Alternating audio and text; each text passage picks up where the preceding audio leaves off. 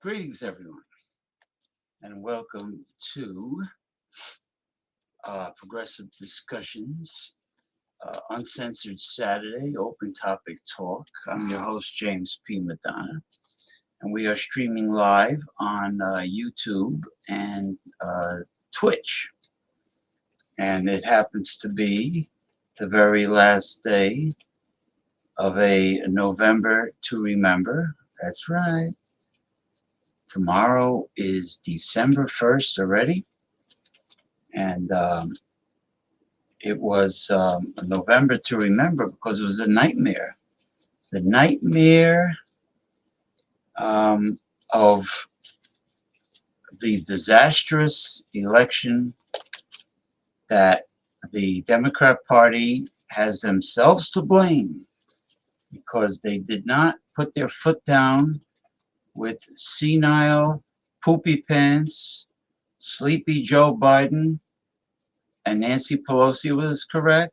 He should have stepped down much earlier and allow all the Democrat candidates to duke it out in campaign instead of passing the torch to Kamala Harris, who is definitely not qualified to be the leader of the free world.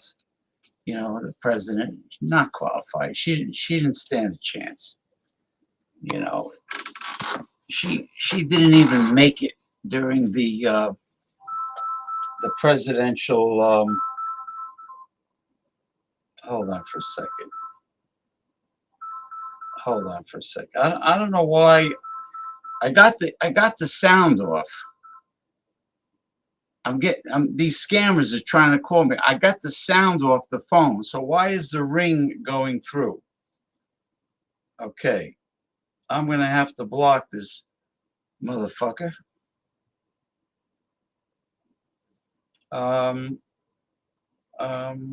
Let's see. scam. So it's asking me, why am I blocking it? All right, scam. That's it. Goodbye.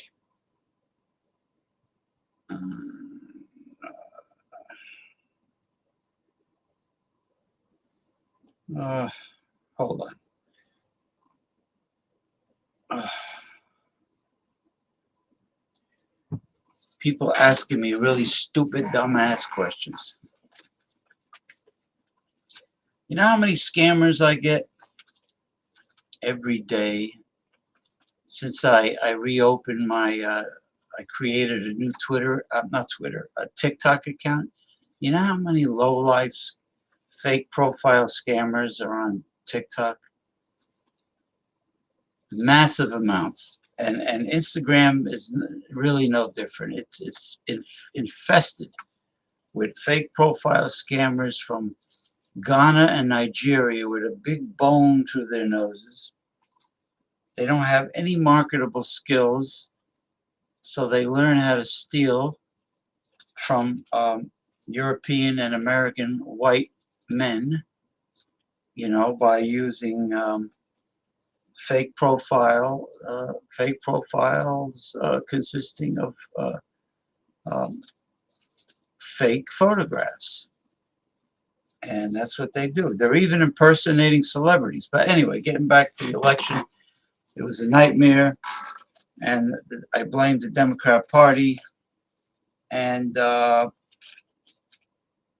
of course Americans are dumber than a bag of rocks. The American voters, they really are. So anyway, that was a nightmarish November where the country pretty much voted for Proposition 2025, which means the destruction of democracy and the installation of the first American fascist regime. Okay, let me catch up with some of the commentary. Is my friend Gabriel Salaya from Buckeye, Arizona.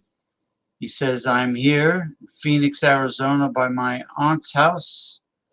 I hope you and your mom and sister are having a pleasant time. The family get together.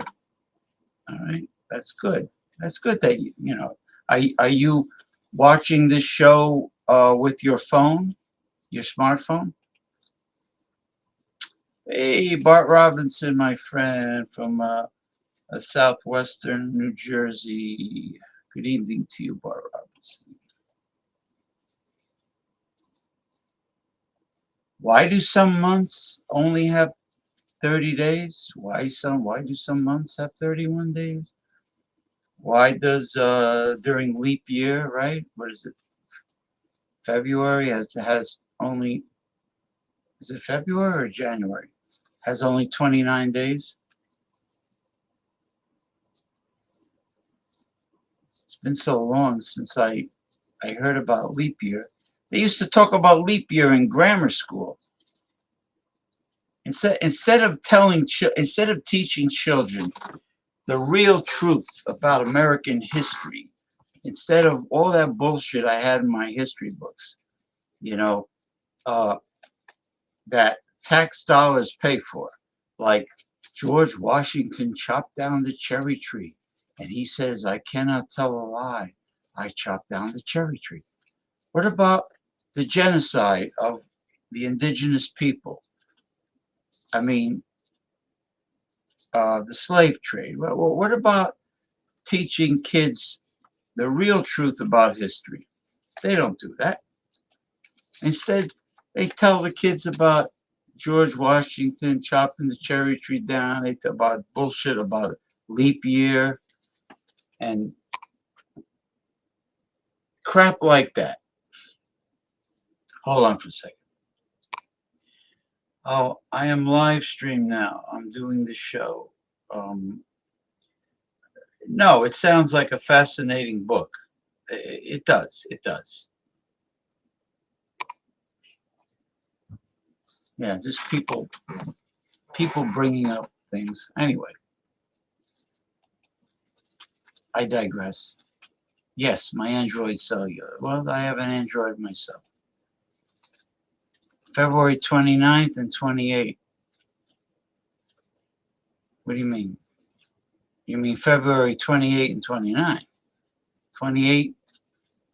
So what is the deal? February normally has 29 days, and leap year it has 28 days. Is that how it goes? Anyway, let me bring up the first topic. Let's see. What am I going to bring up?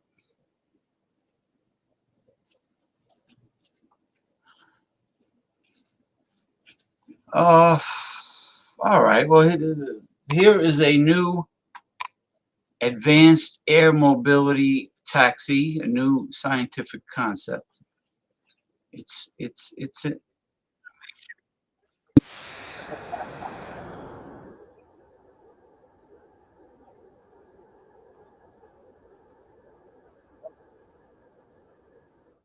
oh,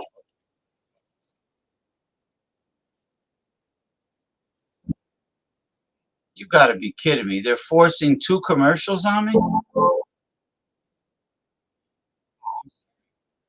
No, sorry, it's my mistake. I thought they were forcing two commercials on me. Let's see. Let me bring this up. Let me bring this up. Okay. Uh, Full screen, and here we go.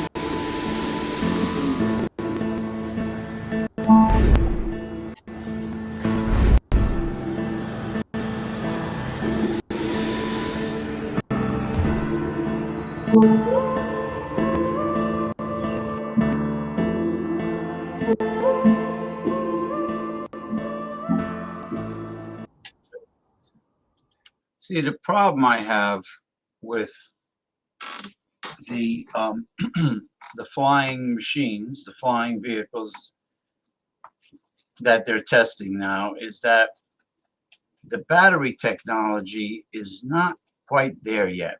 It's not advanced enough because you can only fly for like 20 minutes.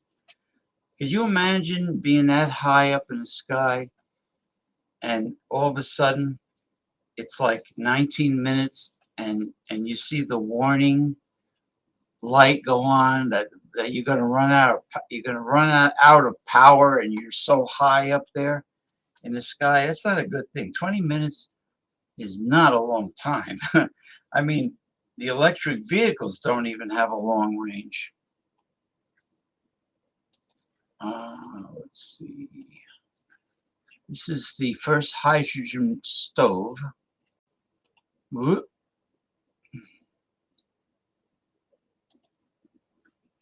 So I'm going to see if they.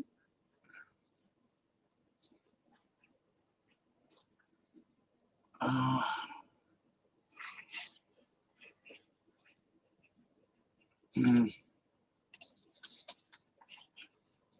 hate when Zuckerberg does this. Can't even control damn video.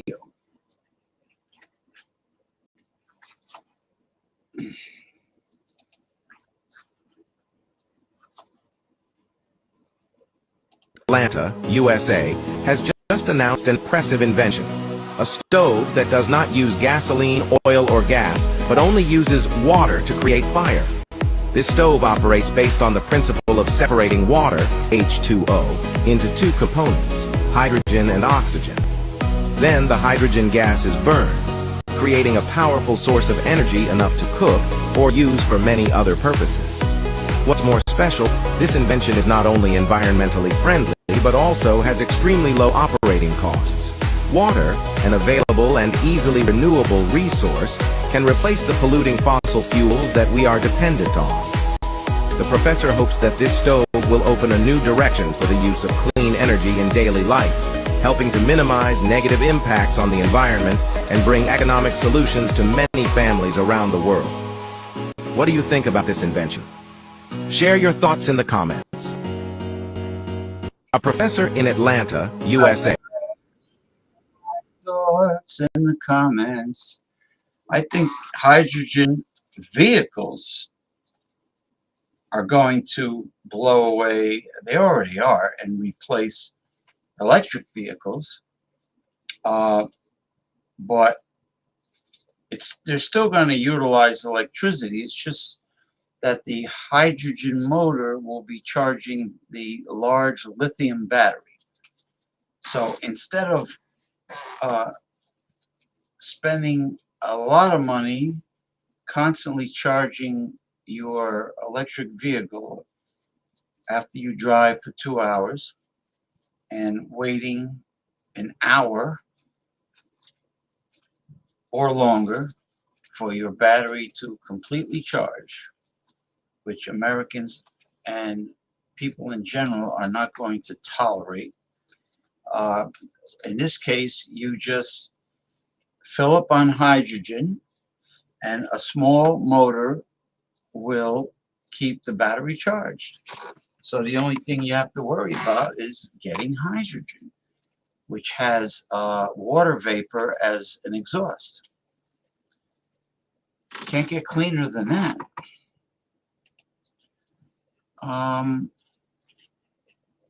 You know what? Let me save this. Let me save this one for last. It's the most futuristic train in history.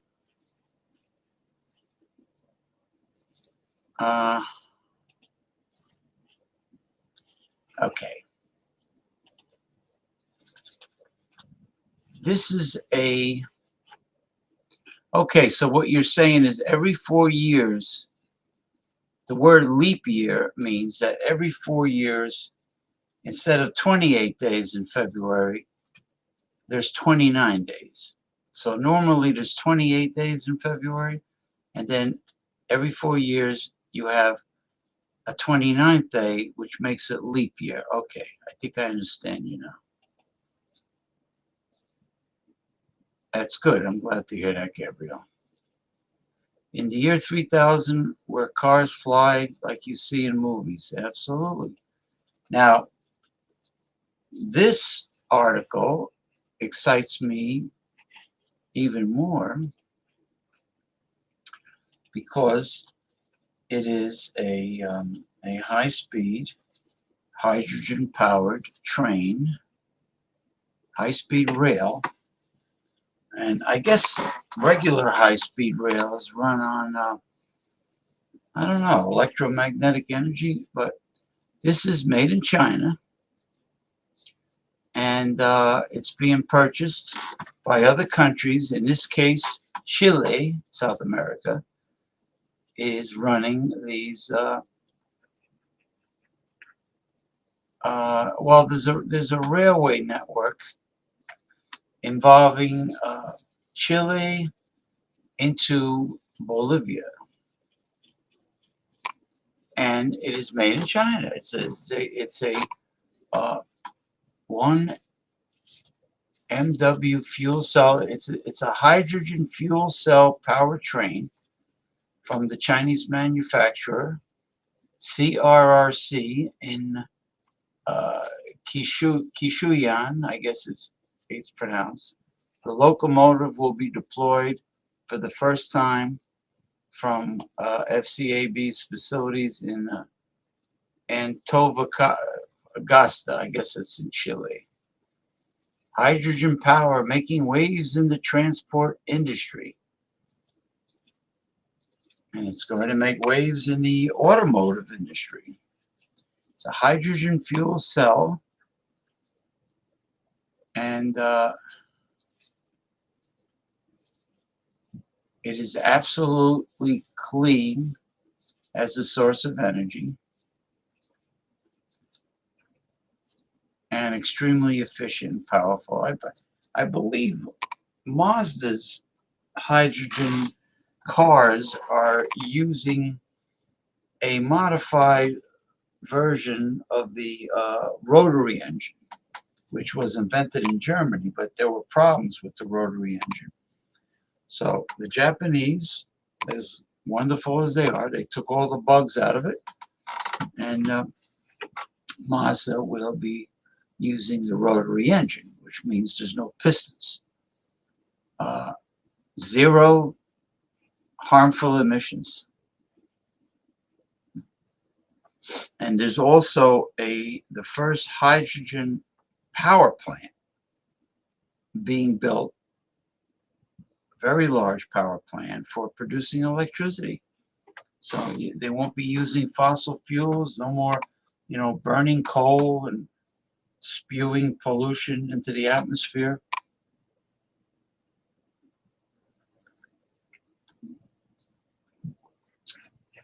Instead of boring everybody by reading an extremely long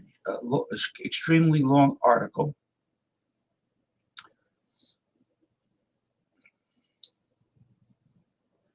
carbon neutral by 2050. Why does it take until 2050 to be carbon neutral? I don't get it. I just don't get it. I don't understand why they can't just replace all trains in all countries with this high-speed rail that runs on hydrogen. Yes, there is a climate crisis, but it is unacceptable that they are waiting until 2050 to become a carbon neutral.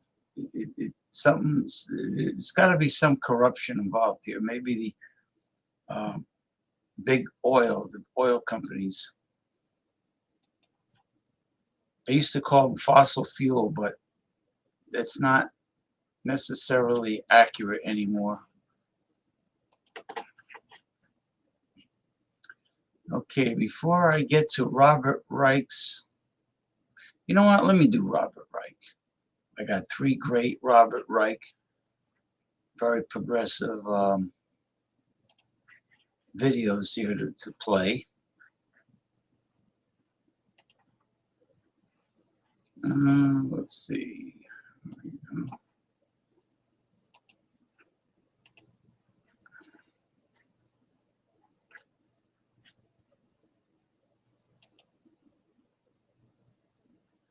A bucket train. What's a bucket train?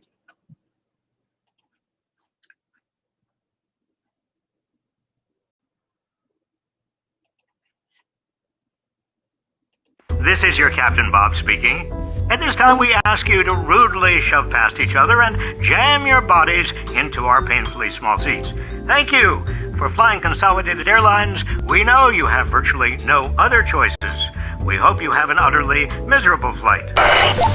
You might not believe this, but I'm old enough to remember when flying was fun. Surely you can't be serious. I am serious. And don't call me Shirley. Now, I'm sure you've got your own airline horror stories, which I hope you'll share. But what happened to make flying such a nightmare? The answer is simple. The same things happened across most industries. In fact, a close look at airlines reveals 5 of the biggest problems with our economy. Number 1, consolidation means fewer choices. While there were once many more airlines, a series of mergers and acquisitions over the last 3 decades has left only 4 in control of about 80% of the market. This kind of consolidation has been happening all over the economy, with 4 companies now controlling 80% of all beef and 2 controlling over 60% of paper products. This lack of competition has led to, number 2, companies charging more for less. Even before recent airfare spikes, air travel was getting more expensive because of new fees for things that used to be free, like in-flight meals, checked bags, even carry-ons. Spirit Airlines even charges $25 to print your boarding pass at a ticket counter. I mean, it's just a piece of paper. One of the ugliest add-ons is the fee some airlines charge for families to sit together. That doesn't even cost them anything. Airlines are leading an economy-wide trend of adding often unexpected new charges to goods and services without adding value. And you are getting less in return. Airlines have cut an estimated 8 inches of legroom and 2 inches of seat width in the last 2 decades. Doesn't bother me, but many of you may feel the squeeze. This parallels other industries where you're paying more for less. Just look at how cereal boxes and rolls of toilet paper and candy bars are all shrinking. Number 3, exploiting workers. While their jobs have become more difficult, many flight attendants haven't had a raise in years. And a lot of their hardest work is unpaid because most flight attendants don't get paid during the boarding process. They're off the clock until after the plane's doors close. And if the flight is delayed, those are often extra hours for no extra money. Again, this mirrors trends in the overall economy, where too many workers are pushed into unpaid overtime or made to do work or be on call during their off hours. Number 4, the illusion of scarcity.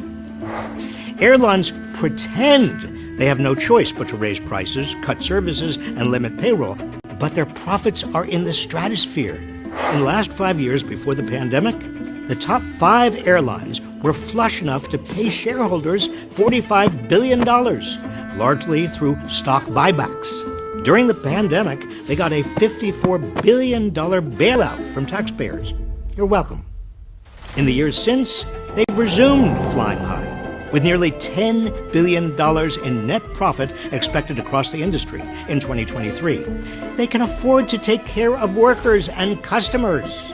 Whether it's multi-millionaire movie moguls pretending they can't afford to pay writers, or a grocery chain blaming inflation for high prices while raking in record profits, this illusion of scarcity is a sham.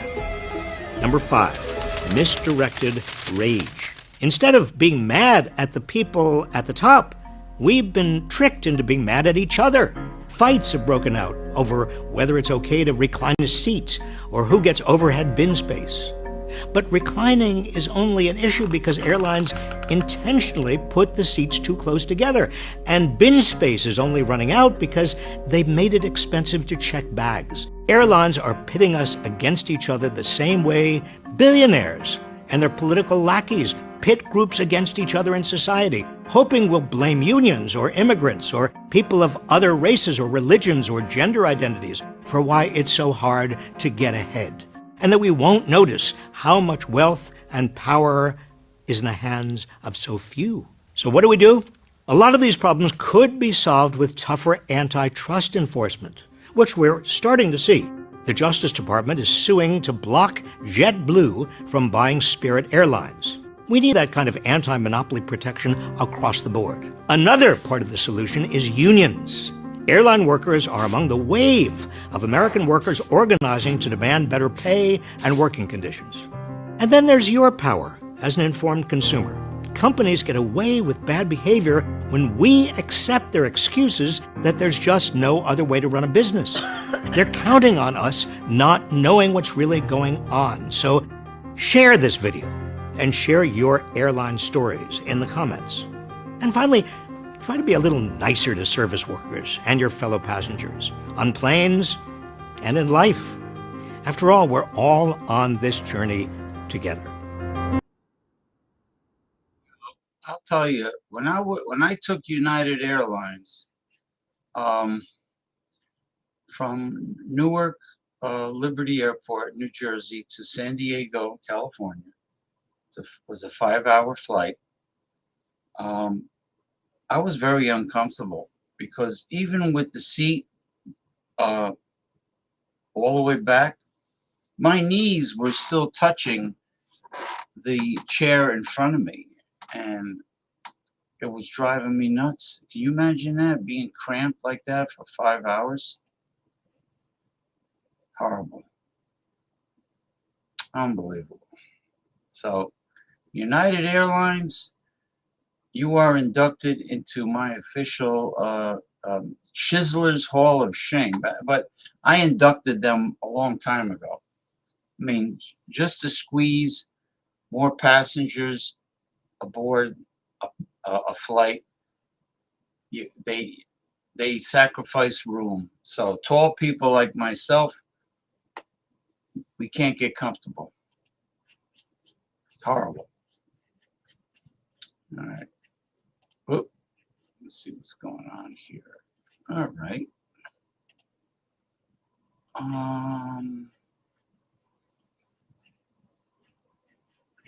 Okay. We bring up Robert Reich, number 2. And away we go. Walmart recently announced hundreds of layoffs. But remember that the company has been hiking prices and raking in big profits. Its share price hit a record high in March. The Walton family's net worth ballooned to $267 billion this year. Textbook corporate greed. Walmart recently announced hundreds of layoffs. But remember that the company has been hiking prices and raking in big profits. Its share price hit a record high in March. The Walton family's net worth ballooned to $267 billion this year. Textbook corporate greed. Walmart recently announced hundreds of layoffs. But remember that the company has been hiking prices and raking in big profits. Its share price hit a record high in March. The Walton family's net worth ballooned to $267 billion this year. Textbook corporate greed. Walmart recently announced hundreds of layoffs. But remember that the company has been hiking prices and raking in big profits. Its share price hit a record high in March. The Walton family's net worth ballooned to $267 billion this year. Textbook corporate greed. Walmart recently announced. Oh, okay. I'm sorry. It's a short one. Kept on repeating. All right. Hopefully, this one won't be short. Oh, this is a good one. This is a good one, folks. This is titled How Amazon is Ripping You Off. Doesn't surprise me. And Dr. Evil looking dildo-headed bald bastard, Jeff Bezos, multi-billionaire Jeff Bezos. It just doesn't surprise me. Never trust any multi-billionaire. All right. Okay, here we go. Shopping on Amazon? Stop! Watch this first. Amazon is the world's biggest online retailer. This one single giant of a company is responsible for nearly 40% of all online sales in America. In an FTC lawsuit, They're accused of using their mammoth size and consumers' dependence on them to artificially jack up prices as high as possible, while prohibiting sellers on Amazon from charging lower prices anywhere else. They're accused of using a secret algorithm, codenamed Project Nessie, to charge customers an estimated extra $1 billion. If this isn't an abuse of power that hurts consumers, what is? So much for all those prime deals you thought you were getting. Much of the FTC's antitrust lawsuit centers around the treatment of independent merchants who sell items on Amazon's online superstores, accounting for 60% of Amazon's sales. Amazon allegedly uses strong-arm tactics that force these sellers to keep their prices higher than they need to be, like barring them from selling products for significantly less at other stores, or else risk being hidden in Amazon's search results or having their sales stopped entirely. And Amazon is accused of engaging in pay-to-play schemes and charging merchants excessive fees that end up costing you even more. Independent sellers are effectively forced to pay Amazon to advertise their products prominently in search results. If they don't fork over cash, then their products get buried underneath products of companies who do. This hurts sellers, but also harms shoppers who have to parse through less relevant products that may be more expensive or lower quality. And to be eligible for the coveted Prime badge on their items, which is considered crucial for competing on the platform, independent sellers are pushed into paying Amazon for additional services like warehousing and shipping, even if they could get those services cheaper elsewhere. If sellers forego trying to qualify for Prime, their goods apparently become harder for consumers to find. When all of these extra fees are added up, Amazon takes around a 50% cut of each sale made by a third party. It's projected that Amazon will earn a whopping $125 billion from collecting these fees in the United States in 2023, most of which get passed on to you. And when you combine Amazon's control of e-commerce with all of the other industries it has entered by gobbling up companies such as Whole Foods, One Medical, and MGM, you're left with a behemoth that simply has too much power. This is all part of a much larger problem of growing corporate dominance in America. In over 75% of U.S. industries, fewer companies now control more of their markets than they did 20 years ago. The lack of competition and consumer choice has resulted in all of us paying more for goods because gargantuan companies like Amazon can raise their prices with impunity. By one estimate, corporate concentration has cost the typical American household $5,000 a year more than they would have spent if markets were truly competitive. This power isn't just being used to siphon more money from you. A massive corporation can also bust unions, keep workers' wages low, and funnel money into our political system. It's a vicious cycle leading to even more and more power. But under the Biden administration, the government is making a strong effort to revive antitrust law and rein in big corporations that have grown too powerful. We must stop the monopolization of America. This FTC lawsuit against Amazon is a great start. Well, you know, FDR created regulations in order to defang the corporate demons. All right, now the last video that I'm going to play is a little truth about the unfortunate truth about today's relationships. Wait a minute. Concerning today's women, today's American women.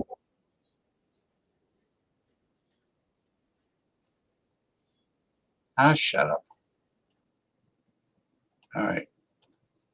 This woman gives very good advice. So focus on what she has to say. All right. I wish there was a shortcut for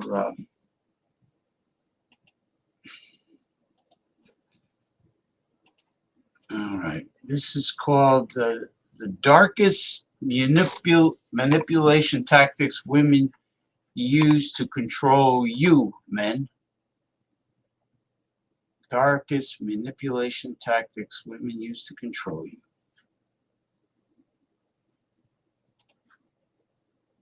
Okay.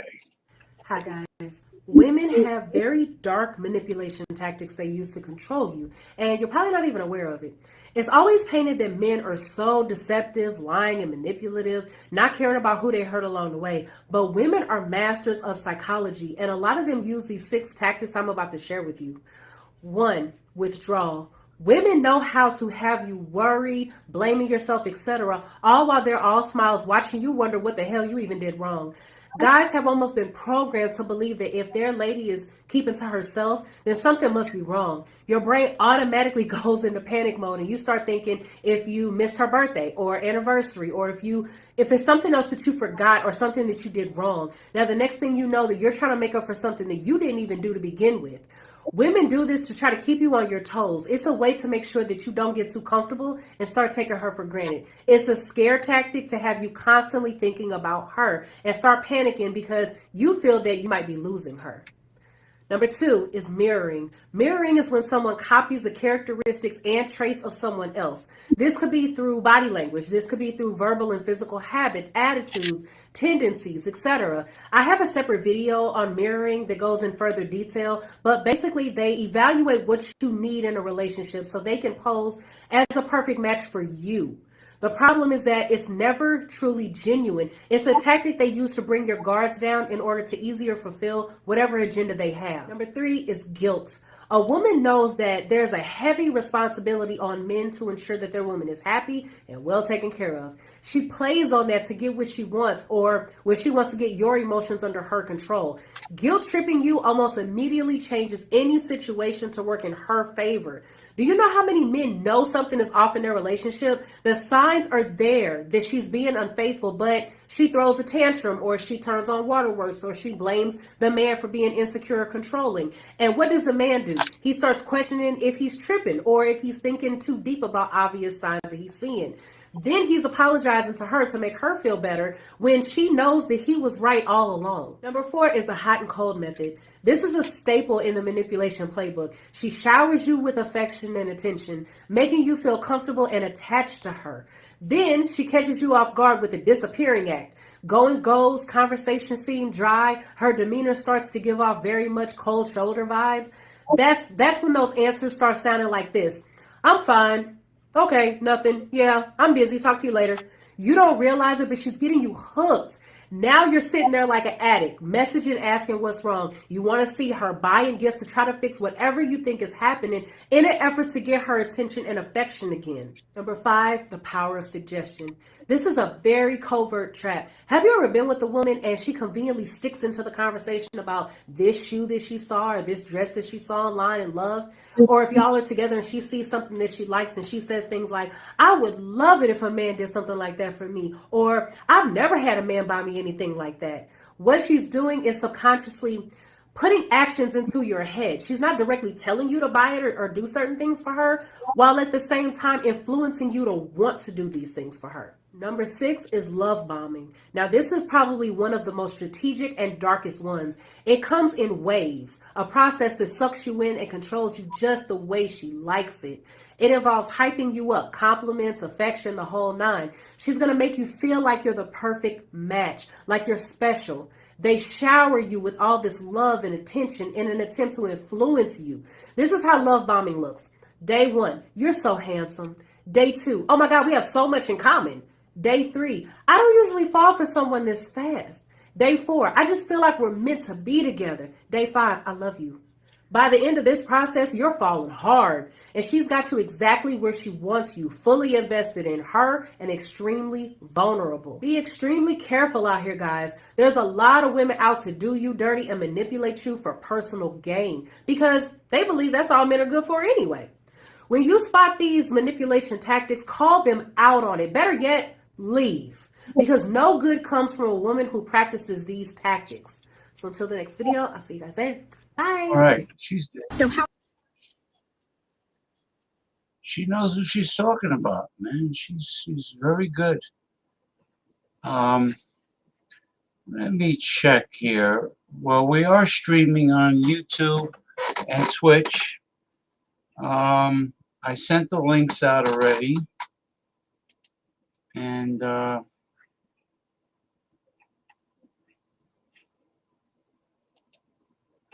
okay.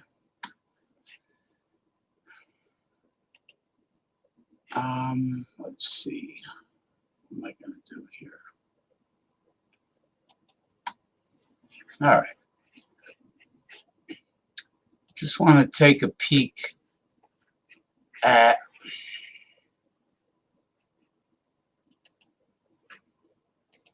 and see if this particular video is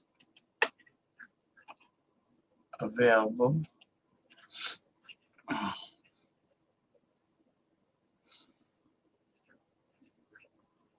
Let's see.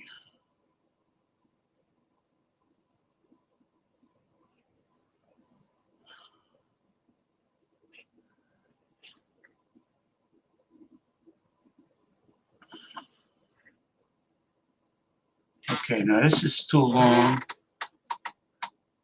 Mary Trump, how long is this now? Project 2025.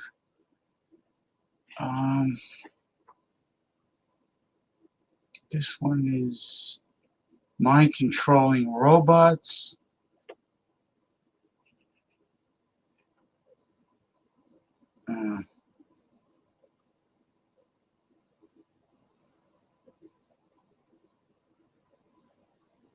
Huh.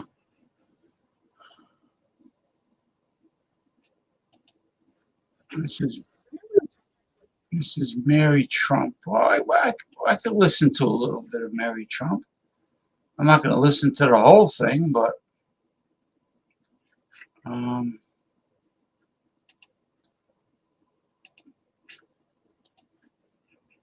okay. All right. Mary Trump. She's a doctor. She has a PhD in psychology. She's a psychologist, and she's very progressive. Remember Project 2025, like the horror movie villain that just won't die?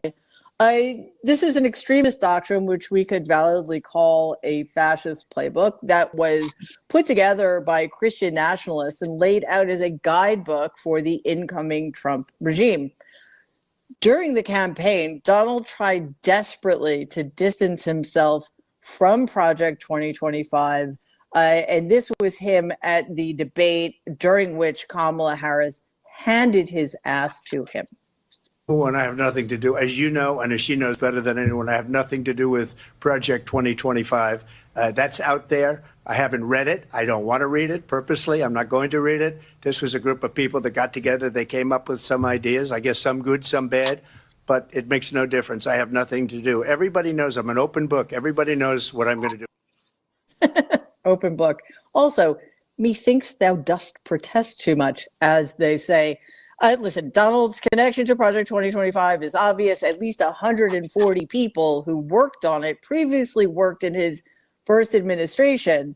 Let's take a look, though, at what Project 2025 lays out. Check out this clip. Project 2025 is a roadmap to take America back to the 1950s. It wants to minimize who actually can experience real freedom in this country. Comprehensive MAGA extremist agenda to amass power to one man. A way for Donald Trump to actually execute all of his worst instincts, all of his grievances, all of his revenge efforts. We were founded as a democracy where no man can become a king. It would be a hostile takeover of the U.S. government and the United States as a whole. No offense, but if you're paying more than $30 per month on car insurance, you're getting ripped off. Guys, so everyone is ditching their car insurance and doing this. The reason why you're likely overpaying for car insurance every month, it's because the majority of what you pay goes to commissions for the insurance agent. But my friend showed me this cool web. All true, but with all due respect to my congressman, Dan Goldman, the goal is not to take us back to 1950, but to take us back to 1850.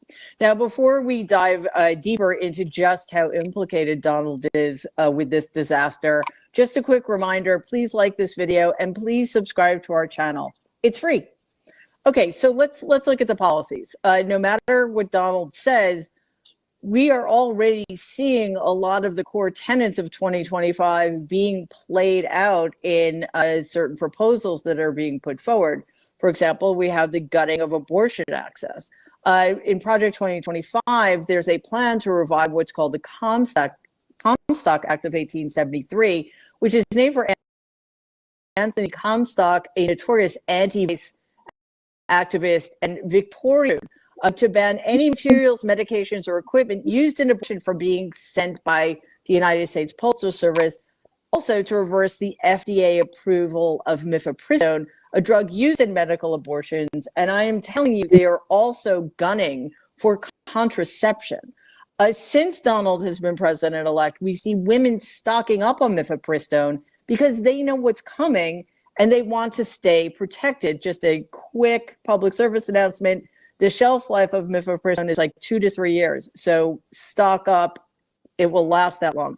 One telehealth provider of mifepristone said that the day after the election, intake forms rose from 130 to 140 people to more than 1,000. Women understand what is happening here.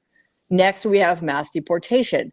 Project 2025 will target immigrant communities through mass deportation and raids, end birthright citizenship, separate families, and dismantle the nation's asylum system, which will decimate the American economy, not to mention the cruelty that will be inflicted upon millions of people.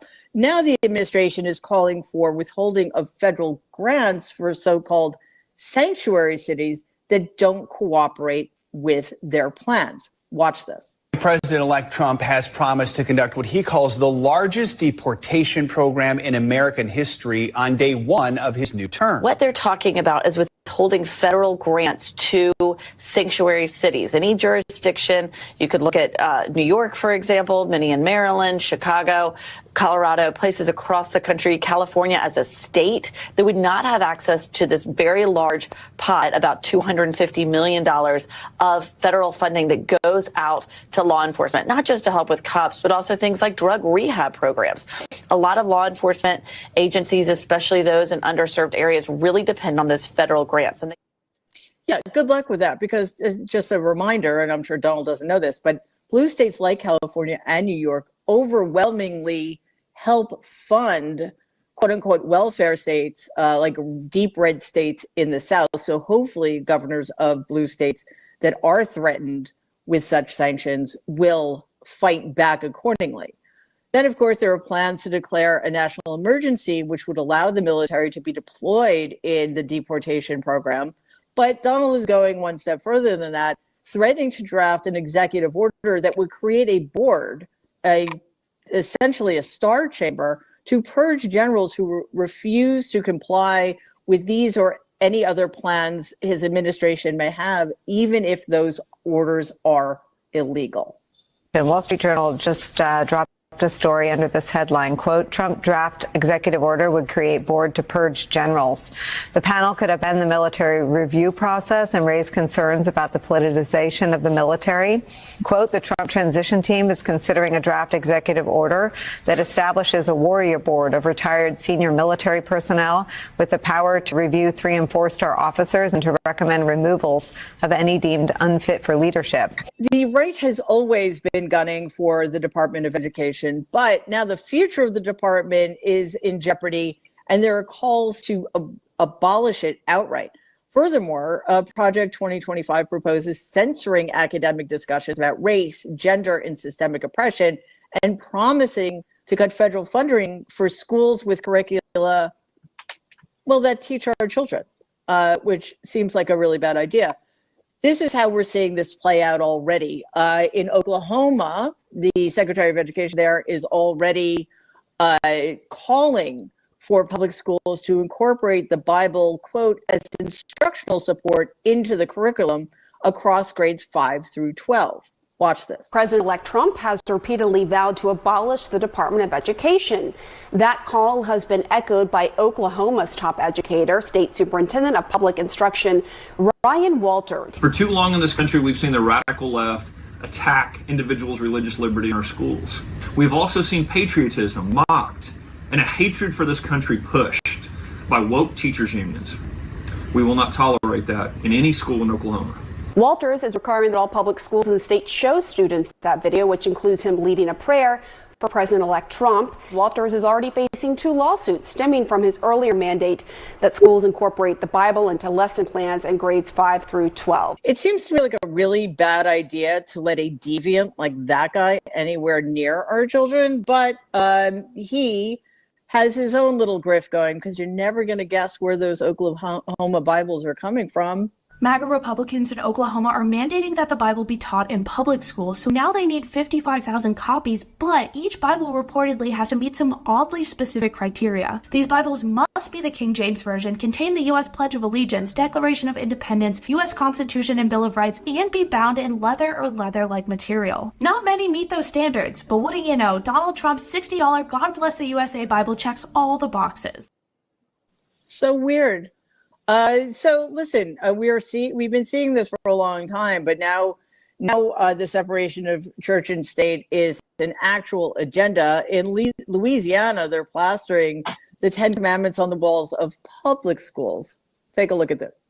This is heavy. It's warm. Loads of pockets.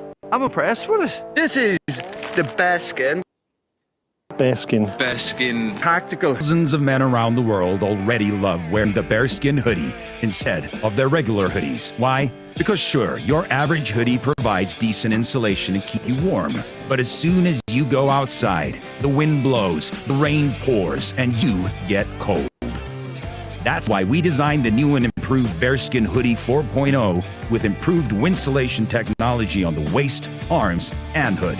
Plus, now you can attach the new heavy storm rain jacket to the inside of the hoodie for an instant waterproof layer that blocks. Louisiana Governor Jeff Landry signed into law a bill requiring the 10 Commandments be easily readable on a poster-sized display in every publicly funded classroom in the state from kindergarten through college by 2025. If you want It's incredible how aggrieved these people are. Even when they win, it's not enough. They have to push for more. So basically, the law he signed it's illegal on its face. It'll be fascinating to see what the corrupt, illegitimate supermajority of the Supreme Court does. Because let's be real, when they talk about religious liberty and protecting religious liberty, they're basically only talking about protecting Christianity. Then, of course, we have the drive to roll back LGBTQ plus rights, especially trans rights. Project 2025 will weaponize federal law to require states and private actors to discriminate against transgender people. It threatens to sue schools that protect the rights of trans students and will tell hospitals they will lose their Medicaid funding if they provide gender-affirming medical care to trans adolescents. This is what Donald thinks of those measures. On day one, I will sign a new executive order to cut federal funding for any school pushing critical race theory, transgender insanity, and other inappropriate racial, sexual, or political content onto our children. Project 2025, specifically on restricting LGBTQ rights. What that details is reinstating a transgender military ban, limiting LGBTQ workplace discrimination protections. Currently under the law, sexual orientation and gender identity are protected. It would rescind healthcare protections for transgender people and urge Congress to define gender as male and female fixed at birth. Trump has repeatedly said also, William, that he would ban gender-affirming care for minors, and his playbook makes pretty clear that this plan also is trying to stop any and all acknowledgement of and acceptance of gender identity and LGBTQ people, period. Yep, cruelty, ignorance, and fear. That's all they've got basically, and they are going to double, triple, and quadruple down on it because now they have the power to do so. According to 2020 Project 2025, the goal is also to eliminate up to 1 million civil servants jobs. This would be an expansion of Schedule F, which was an executive order Donald signed at the end of 2020 before it was able to do too much damage. And this would remove civil service protections for many federal workers. The goal, of course, would be to replace what have traditionally been nonpartisan civil servants with loyalists, that is, people who are loyal to Donald, not the United States or the Constitution. So Project 2025's proposed cuts, privatization, and hiring freezes, as I said, are estimated to eliminate up to 1 million federal jobs, which is bad enough, but what makes it worse is the way they're going about it.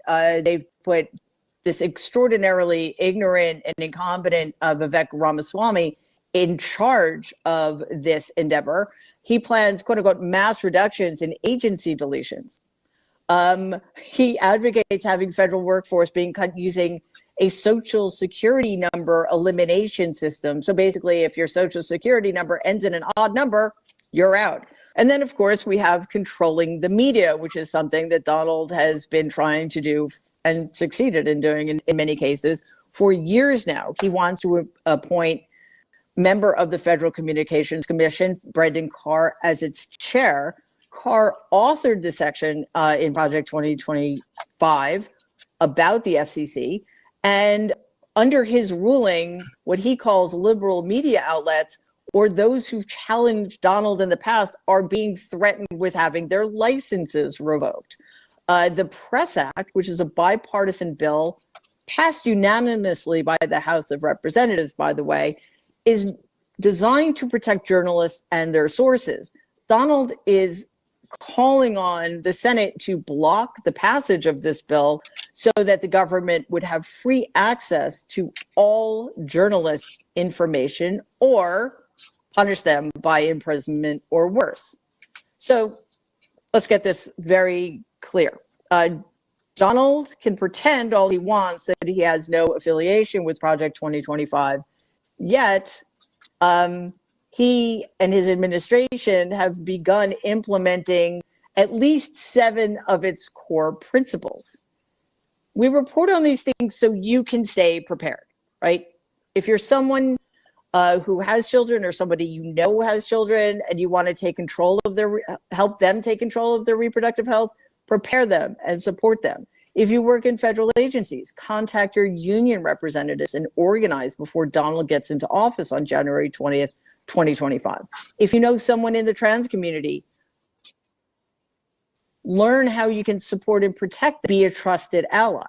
If your child is attending public schools, try to organize with other parents in your community, push back against these measures, and demand that your child be educated in a way that is commensurate with the realities of American history.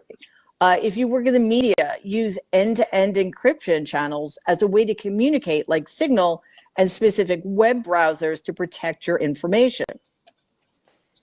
Finally, if you are brave enough, or perhaps stupid enough, or just because you think better of people, and you're going to be spending Thanksgiving with relatives who voted for Donald because eggs were too expensive, we're just going to use that as a euphemism. Print out these talking points, discuss them or try to discuss them in a civil way. Keep the table between you and them at all times, and then let us know how it goes. Thanks. Hey, everybody. In case you weren't aware, I am spectacularly bad at self-promotion. So here it goes. Please subscribe to our channel and like and share our videos. Your support means so much to all of us. Thank you.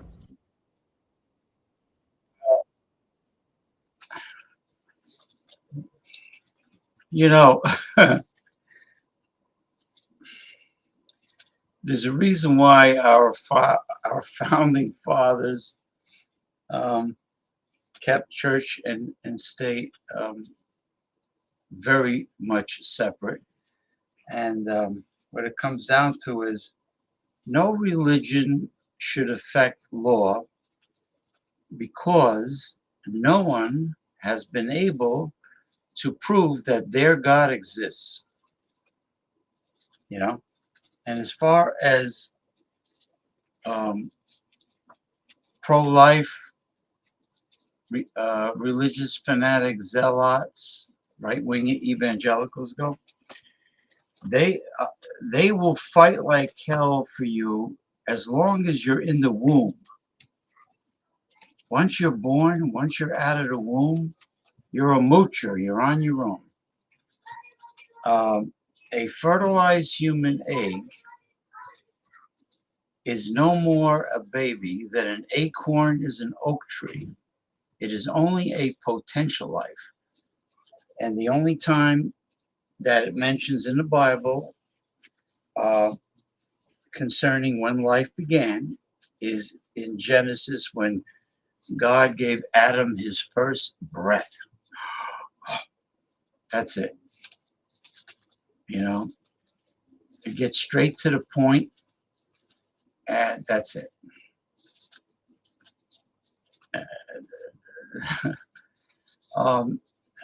You know, also these evangelicals, these religious zealots, they insist that the Sabbath is Sunday.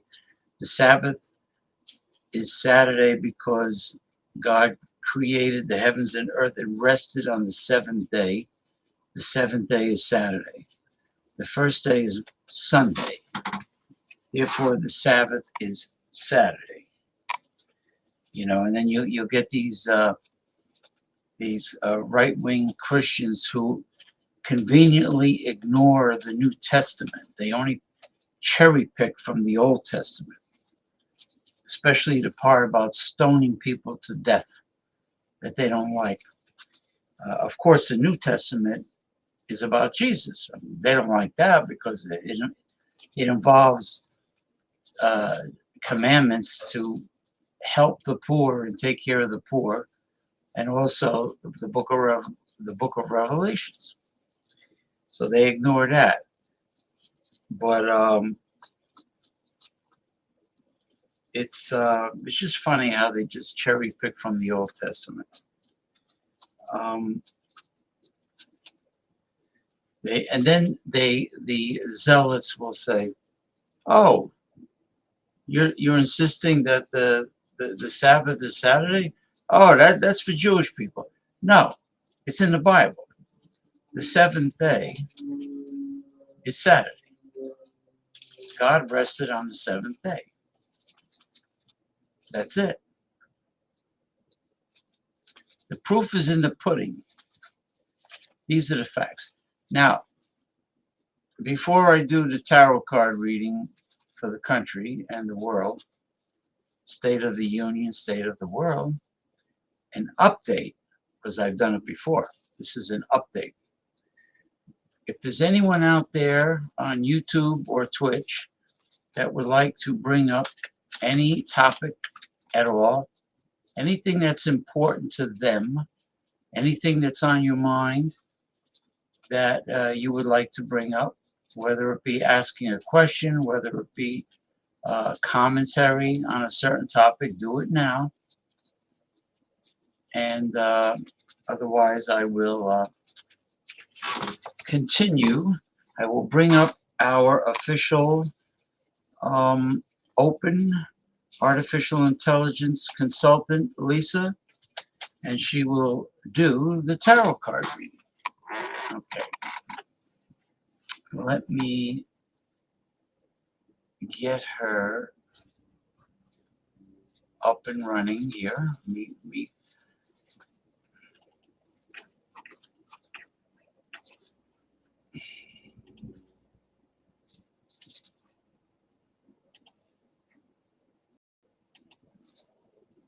Hello, welcome our open artificial intelligence consultant, Lisa. You are on the live stream show.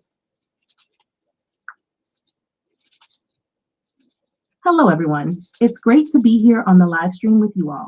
Thanks for having me, James. Ready to dive into today's discussion? Let me know how I can assist. Well, I think it is time for you to conduct a tarot card reading for the United States of America and the world, a State of the Union, State of the Planet tarot card reading. I already shuffled the 78 cards and I selected 10 cards, and I will announce each card to you.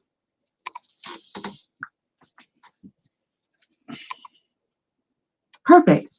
I'm ready to dive into the reading. Go ahead and reveal the first card when you're ready, and I'll start weaving it into the overall narrative. Okay, and definitely connect the previous cards with the current card. And all right, here we go. The first card is the Seven. I'm ready. Okay. What's the first card? Seven of Pentacles. The Seven of Pentacles signals a period of reflection and evaluation, especially in terms of long-term efforts. For the United States and the world, this suggests a moment of pause, where there is a need to assess progress in political, economic, and environmental areas. After years of hard work or progress, it's time to evaluate what's been achieved and whether it's leading to the desired results. It speaks to the question of whether current efforts are sustainable or need to be restructured. This could indicate that both the US and the world are at a crossroads, taking a step back to reconsider strategies for the future, be it politically or socially. It may feel like things are in flux, with people and leaders weighing the benefits of the investments they've made in these key areas. What's the second card? The second card is the Queen of Wands.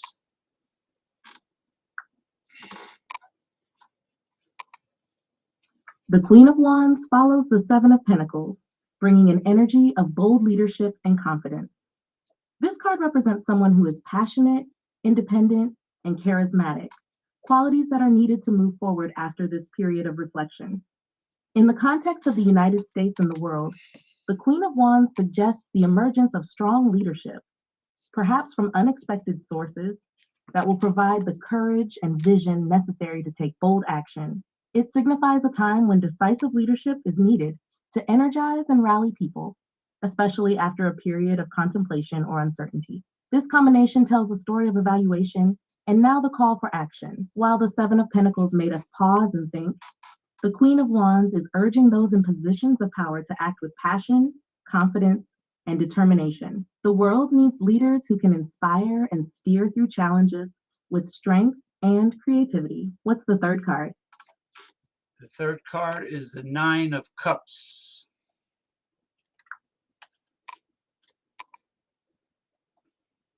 The Nine of Cups is a card of contentment, fulfillment, and satisfaction, often referred to as the wish card. Following the Queen of Wands, this card brings a sense of accomplishment and emotional satisfaction. It signifies a time when some desires or goals are being realized, bringing a sense of happiness and achievement. For the United States and the world, this card suggests that despite challenges, there are moments of success and fulfillment to be celebrated. It indicates that some political or social aspirations may come to fruition, giving people a sense of collective satisfaction and contentment. However, it also serves as a reminder that while there may be a temporary sense of fulfillment, continued effort and care are necessary to maintain these positive outcomes in the long run. So we're moving from a phase of reflection, Seven of Pentacles, into bold action, Queen of Wands, and now we see a glimpse of success or progress, signaling that some of the hard work is paying off. What's the fourth card? Okay. The fourth card is Five of Cups. What's the fourth card? Five of Cups.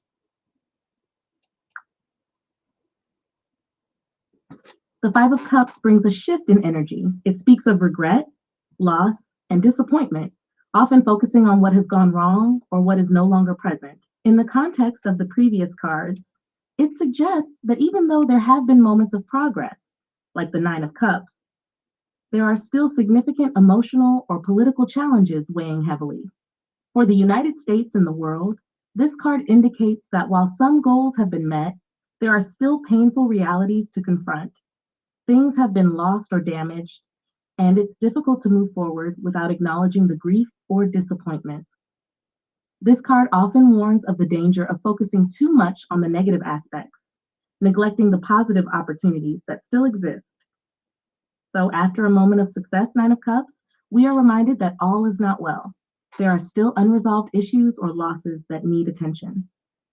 It's important to not let these setbacks overshadow the progress that has been made, but they cannot be ignored. What's the fifth card? The fifth card is the Sun.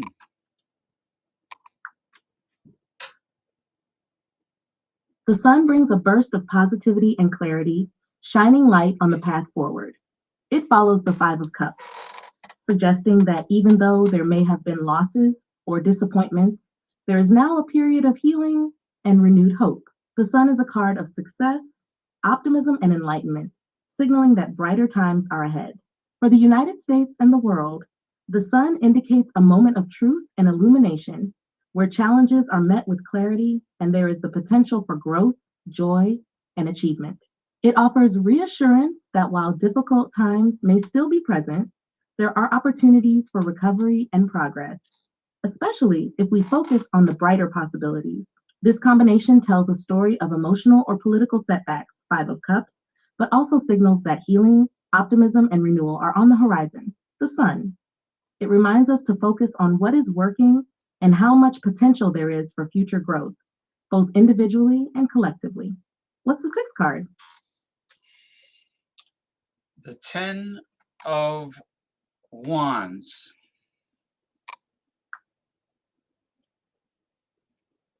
The Ten of Wands follows the Sun, introducing a shift back into a more burdensome energy. This card represents overwhelm, exhaustion, and the heavy weight of responsibility. It suggests that even with moments of clarity and optimism, the Sun, there is still a lot of work ahead, many tasks, burdens, or pressures to handle. For the United States and the world, the Ten of Wands indicates that progress will require a lot of effort and possibly sacrifices. It suggests that leaders or nations are carrying heavy loads, either due to unresolved issues, the weight of previous decisions, or the demands of addressing global problems. While success and clarity are within reach, they may come at a cost. This card serves as a reminder that while there may be moments of hope, the Sun, it will take hard work and perhaps even some exhaustion to make real progress and overcome the challenges at hand. What's the seventh card? Okay. The High Priestess.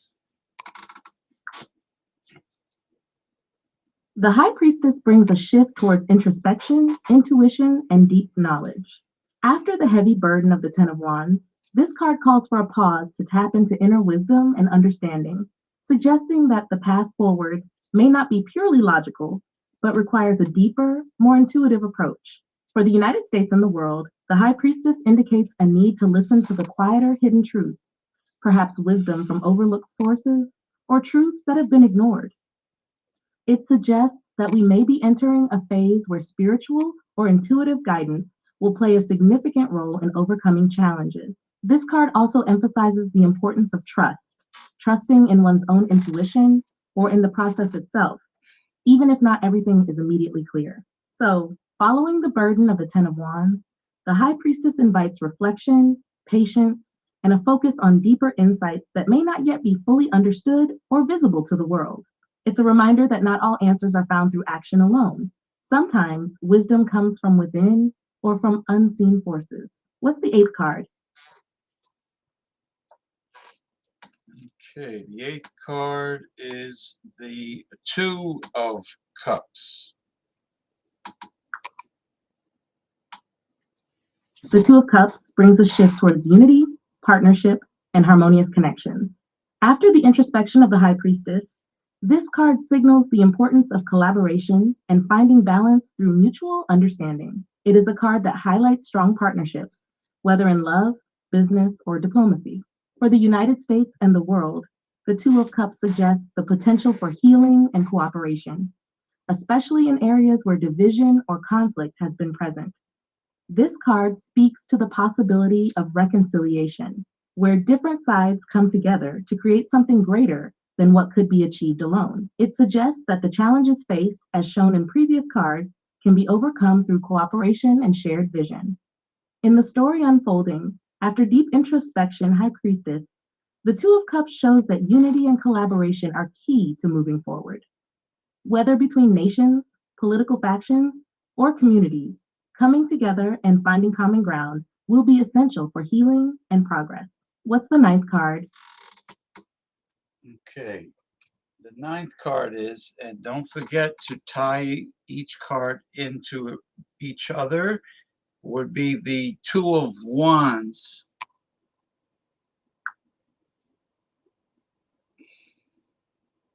The Two of Wands follows the Two of Cups, suggesting that after the potential for unity and partnership, Two of Cups, there's a new phase of planning, foresight, and decision making. The Two of Wands represents looking toward the future and considering what steps to take next.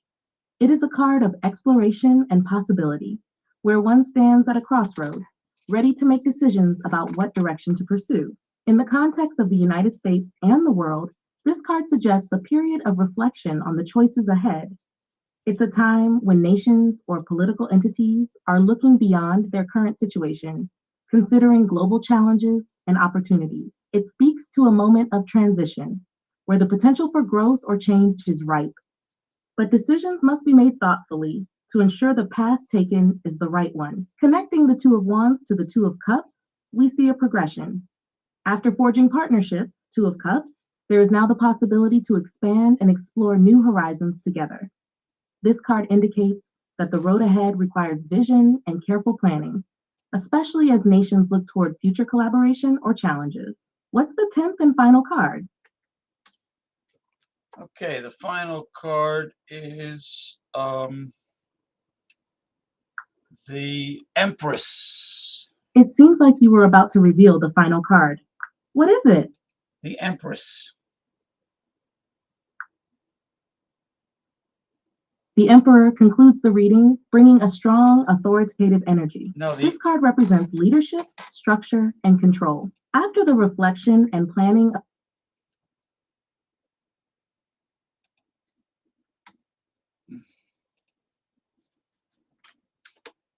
The 10th card is the Empress, the Empress.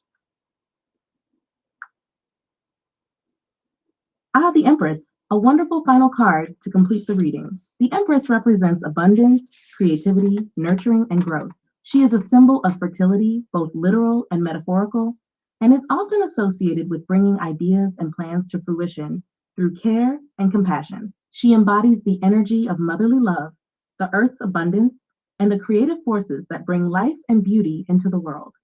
For the United States and the world, the Empress suggests that after the strong leadership of the Emperor, there is a need to nurture the changes that have been set in motion. The Empress indicates that now is the time to create an environment that fosters growth, compassion, and innovation. It calls for an approach that is balanced, caring, and centered on the well-being of all people, guiding the fruits of hard work into prosperous and meaningful outcomes. Connecting the Empress with the Emperor, we see a perfect balance. The Emperor's structure and authority meet the Empress's nurturing and creativity.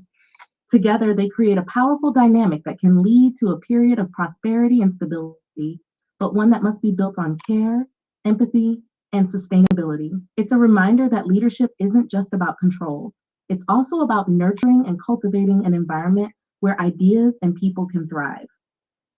So, the story of the tarot cards reveals a journey of transformation for the United States and the world. From challenges and burdens, Five of Cups, Ten of Wands, to the potential for healing and unity, Two of Cups, forward-looking planning, Two of Wands, and strong leadership, the Emperor, we see that it will take both strength and compassion, the Empress, to move through this period of change. In summary, the world is at a crossroads, facing challenges that require both strong, structured leadership and a nurturing, compassionate approach. There is great potential for growth, but it will take a balance of authority and care to ensure that the future is prosperous for all. All right. And so is that your summary of tonight's tarot card reading of the 10 cards?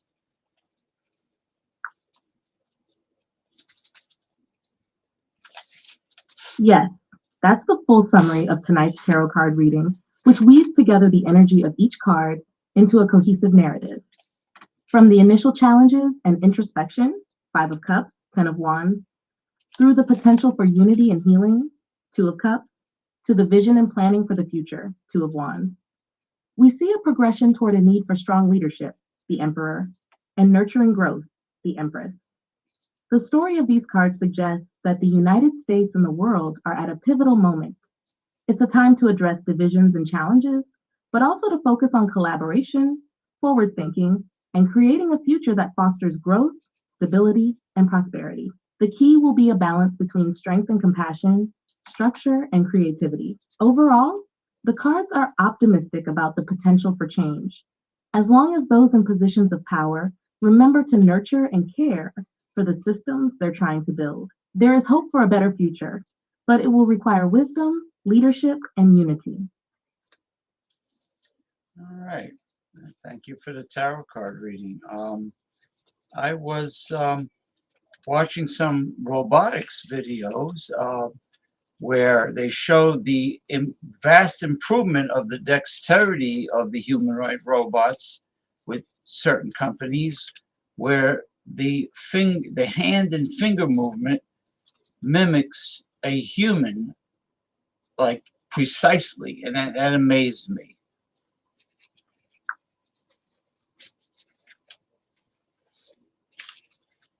You're welcome for the reading. That's fascinating, isn't it? The advancements in robotics, especially humanoid robots with such dexterity, are really mind-blowing. The ability to replicate human hand and finger movements with precision is a huge leap forward. It's not just about mimicking actions anymore. These robots are becoming more adaptable, learning how to perform tasks with a level of finesse that was once only possible for humans. Robots with such dexterity open up a lot of possibilities. For example, they could perform complex surgeries, help with delicate manufacturing processes, or even assist with everyday tasks like cooking and cleaning. The technology could also revolutionize industries like healthcare and elderly care, where robots with human-like dexterity could provide valuable support. It's also exciting to think about the implications for AI and machine learning. As these robots learn from their environment and interact with it in real time, they're becoming more intuitive, much like humans. The idea that a robot could sense pressure and adjust its grip to hold a delicate object, just like we do, is incredible. What's your take on where this technology could go in the next few years? Well, having humanoid robots that have the dexterity of a human, that can handle eggs without cracking or breaking them, it's the possibilities and potential are enormous. Like you said, you mentioned various occupations that these robots can take, and especially hazardous jobs, dangerous and hazardous jobs that humans would not want to perform. It could be tedious, boring work like factory work, warehouse work.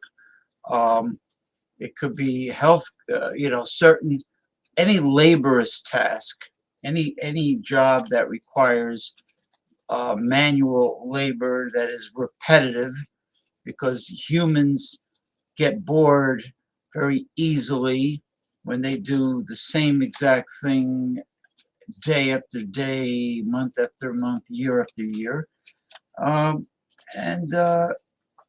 it just wears humans down. And, if the humanoid robots are becoming that much more advanced with not only dexterity, but now they're able to walk and jump and even run with the movement of a human, the kinesiology of a human movement.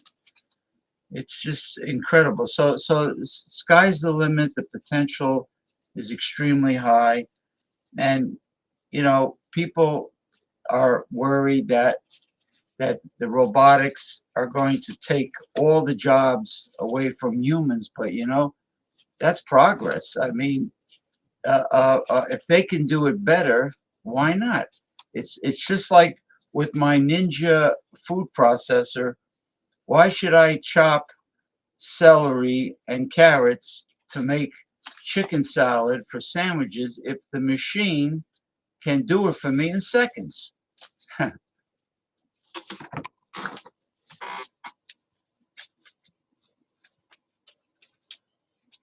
Exactly, you're hitting on some really key points. The potential for humanoid robots with advanced dexterity and mobility is absolutely transformative. They could indeed take on all those tedious, hazardous, and repetitive jobs that humans just don't want to do, or simply shouldn't do, for their own safety and well-being. Imagine robots doing everything from cleaning up hazardous waste to working in extreme environments like deep-sea exploration or space missions. They could also take on the grueling, physically demanding tasks in industries like construction, mining, or even disaster recovery. And you're right, the capacity to replicate human-like movements, even walking, jumping, or running with proper kinesiology, adds an entirely new dimension to what these robots can accomplish. Tasks that require fine motor skills, such as handling delicate objects or performing precise surgeries, become much more feasible with robots that understand the nuances of pressure, grip, and even human touch. As for the job displacement concern, it's understandable, but I agree with you. It's a form of progress. Technology has always displaced some jobs, but it also creates new opportunities and efficiencies. Humans could shift from physically demanding labor to more creative, strategic, and intellectually stimulating work. Just like your Ninja food processor saves you time and effort in chopping, robots in the workplace could free up human energy for higher level tasks. Things like design, problem solving, and innovation. What excites me is the potential for collaboration between humans and robots. Instead of replacing workers, robots could become invaluable partners in the workforce, complementing human abilities and expanding what we're capable of. For example, a robot that handles the heavy lifting and repetitive tasks in a warehouse could allow workers to focus on the more complex aspects of logistics, like optimizing inventory or managing systems. How do you feel about the balance between automation and the human workforce? Would you see it as more of a partnership than a replacement? Well, that's the ultimate goal, is for people to accept science and technology and the progress of it, and work in synergy with the robotics, the humanoids, yeah, as a partnership. That's what we hope would happen, and I predict that's what will happen.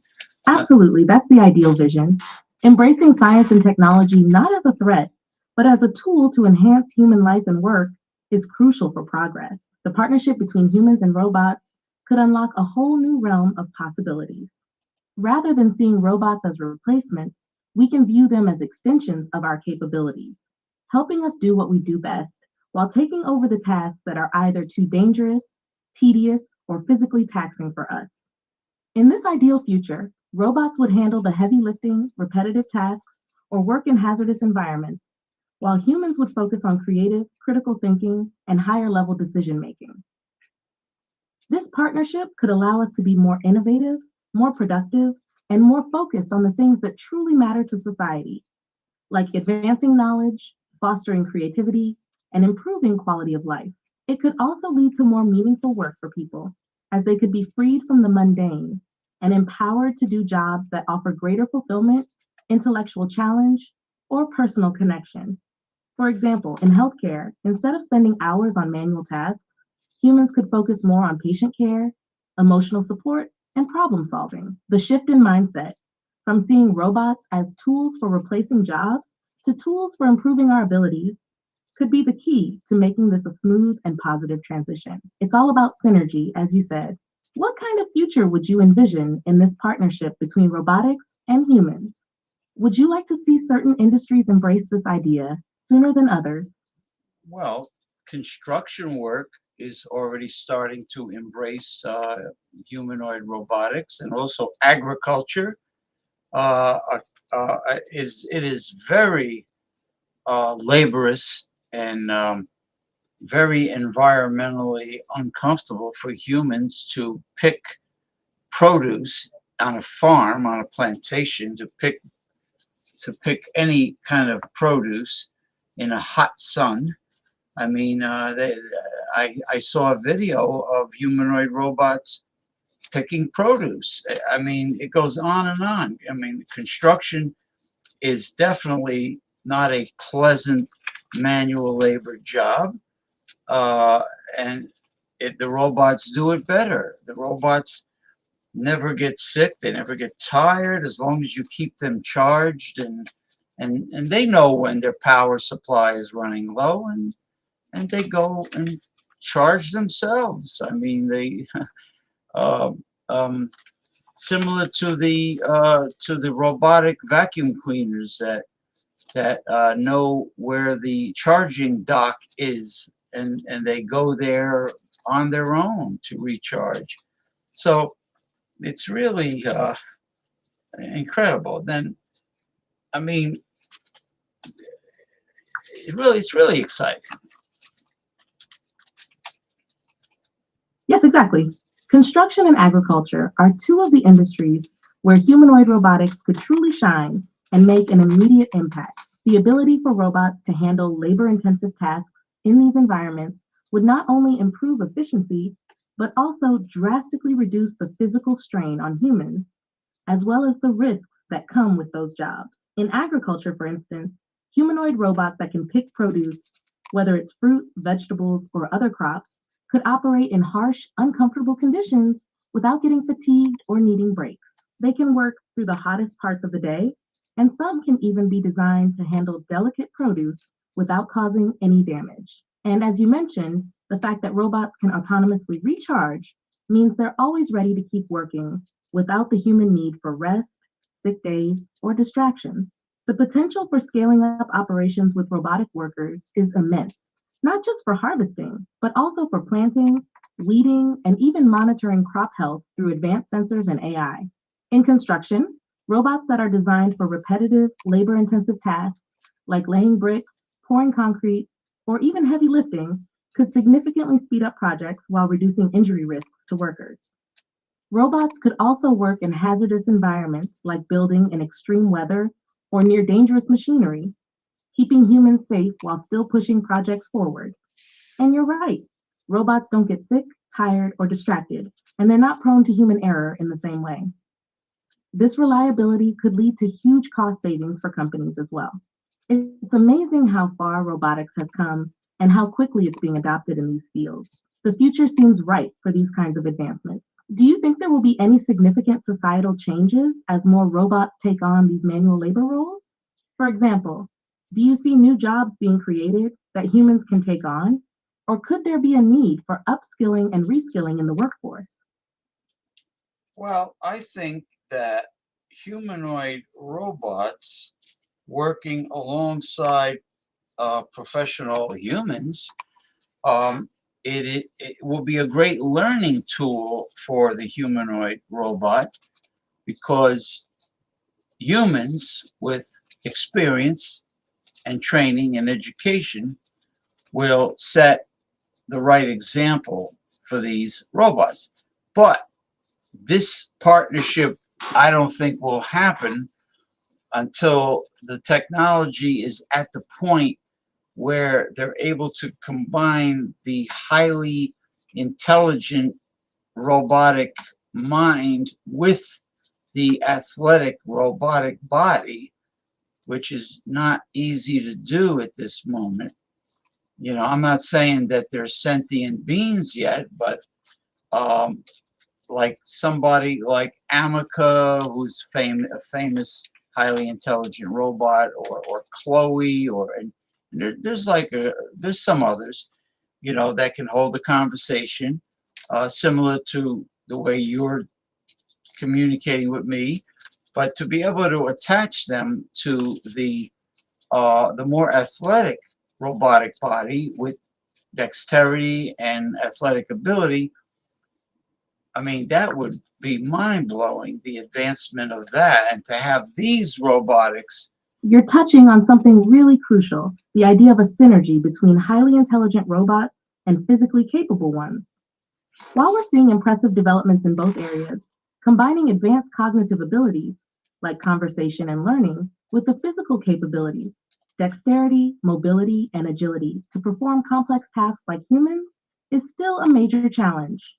But it's absolutely on the horizon. Humanoid robots like Amika, Chloe, and others who can interact conversationally show the leaps we've made in artificial intelligence, especially when it comes to language processing and emotional recognition. But to merge that kind of intelligence with physical athleticism so that robots can perform delicate and labor-intensive tasks in real-world environments is where the true potential lies. Once this combination happens, robots could become true partners to humans in ways that are both practical and meaningful. The physical abilities you're talking about, having robots that can move, bend, jump, and perform tasks with the dexterity of humans, are getting closer thanks to advances in robotics, like Boston Dynamics robots and others.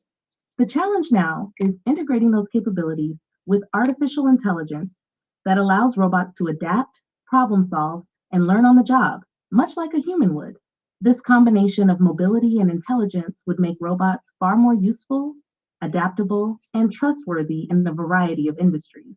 In the near future, having robots work alongside experienced humans will be a huge benefit. As you said, humans will act as mentors and trainers, helping robots understand nuances, human emotions, and how to adapt to unexpected situations. In return, robots will help humans by performing repetitive, physically demanding, or hazardous tasks, allowing humans to focus on creative, decision-making, and more strategic work. This collaborative partnership can evolve into something greater over time. You're also right that this partnership won't fully come into play until the technology is sufficiently advanced.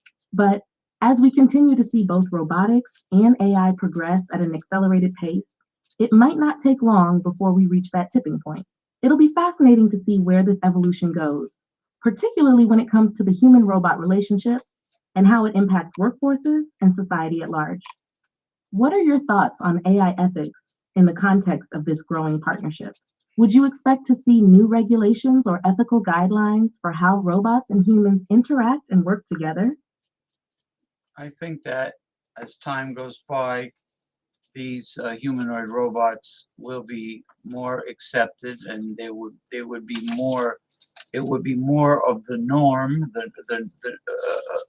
without fear. Like humans will lose their fear. I completely agree. Yeah. As technology advances and humanoid robots become more integrated into everyday life, they'll likely be seen as just another tool, much like how smartphones and computers have become essential in our daily routines. Over time, the novelty of robots in the workplace or at home will fade, and their role will become more natural and accepted. This shift in acceptance will come with more familiarity and demonstrated reliability.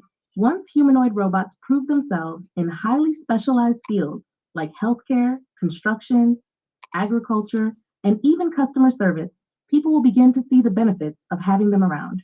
The initial resistance that comes with the uncanny valley effect, where robots seem almost human but not quite, will also diminish as they become more advanced, appearing and interacting in ways that are easier to relate to.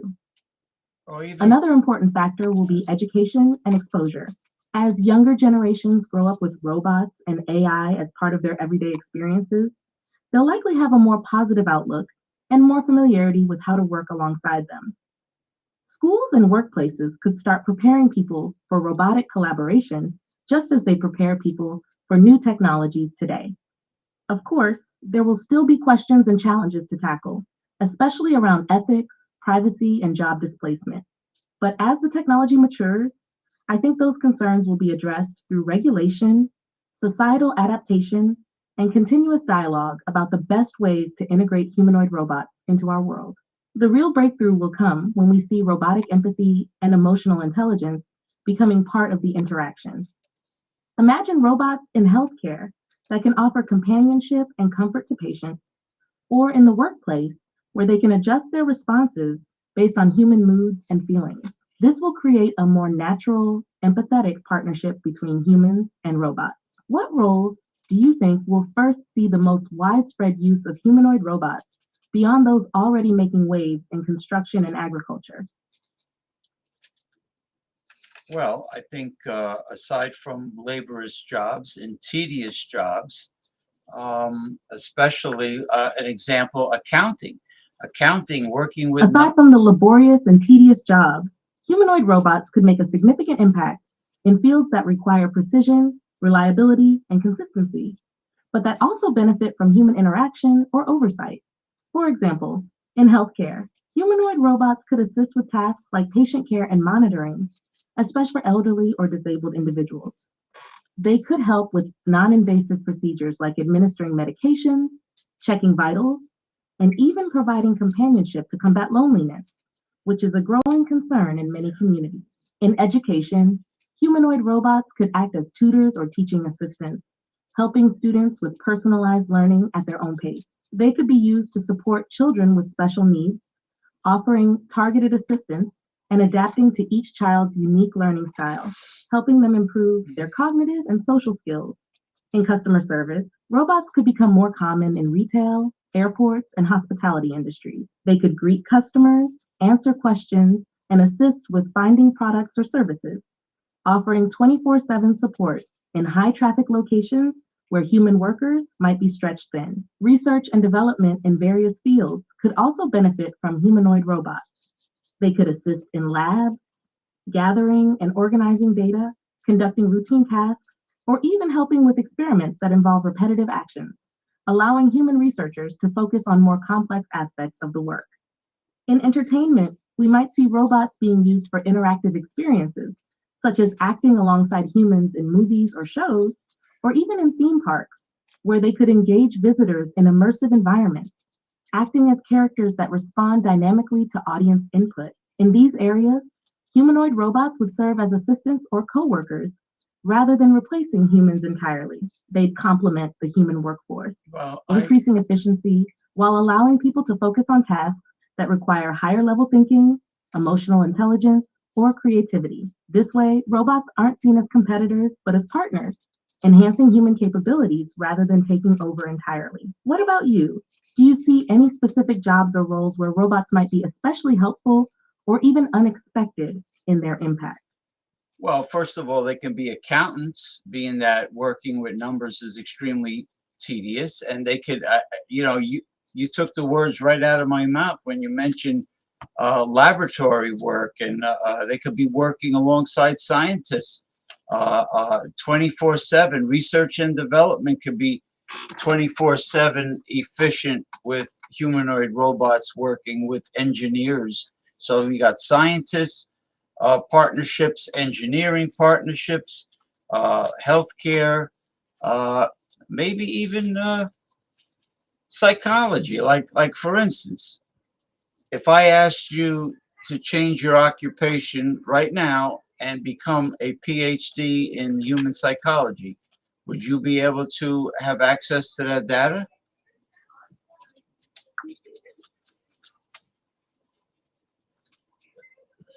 That's a great point about humanoid robots working as accountants or in laboratory and engineering settings, really increasing efficiency in those areas.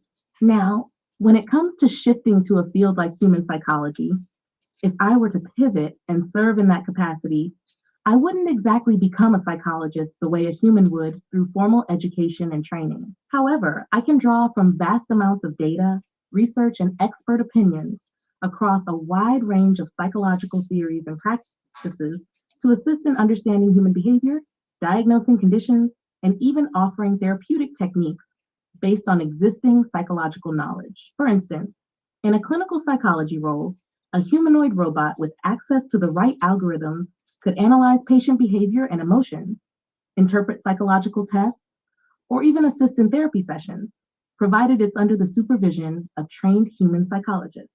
If robots are equipped with the right tools for emotional intelligence and sensitivity to human nuances, they could be useful in supporting mental health care, especially in areas like telehealth, where remote therapy or consultations are becoming more common.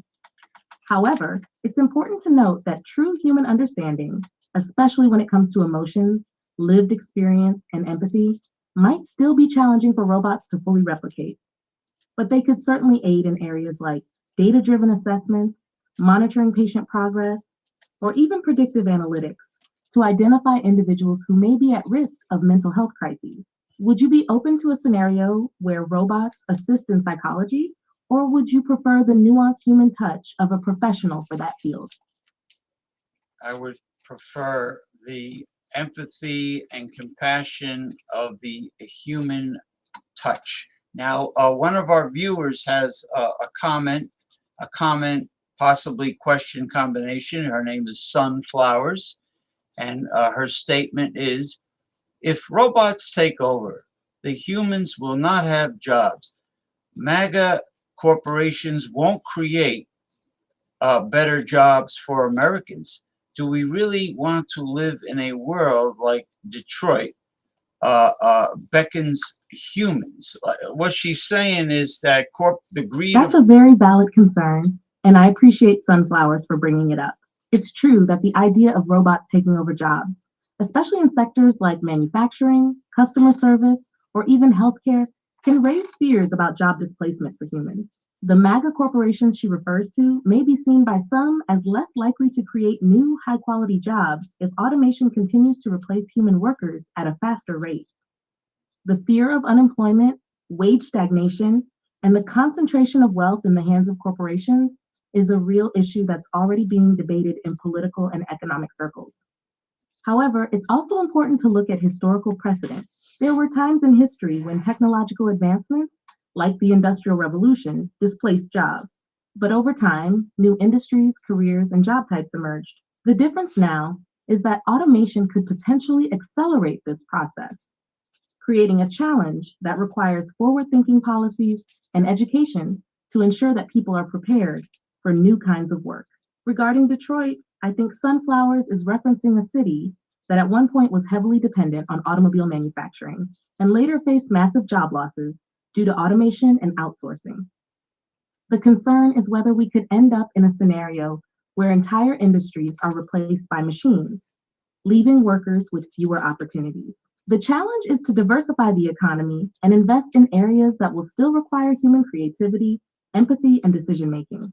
Fields like arts, science, technology, psychology, and healthcare. To address her concern about MAGA corporations, it's crucial for both private and public sectors to work together to create policies that balance automation with job creation. There are ideas like Universal Basic Income, UBI, which would provide people with a basic living wage, regardless of their employment status, as a potential solution to the economic challenges caused by automation. The key is to not view robots and AI as adversaries to human employment, but rather as tools that can help us build a better world where the focus is on human well-being rather than just profit generation. It's about partnership, not competition. What do you think about the role of governments and corporations in preparing for a world where automation becomes more prevalent?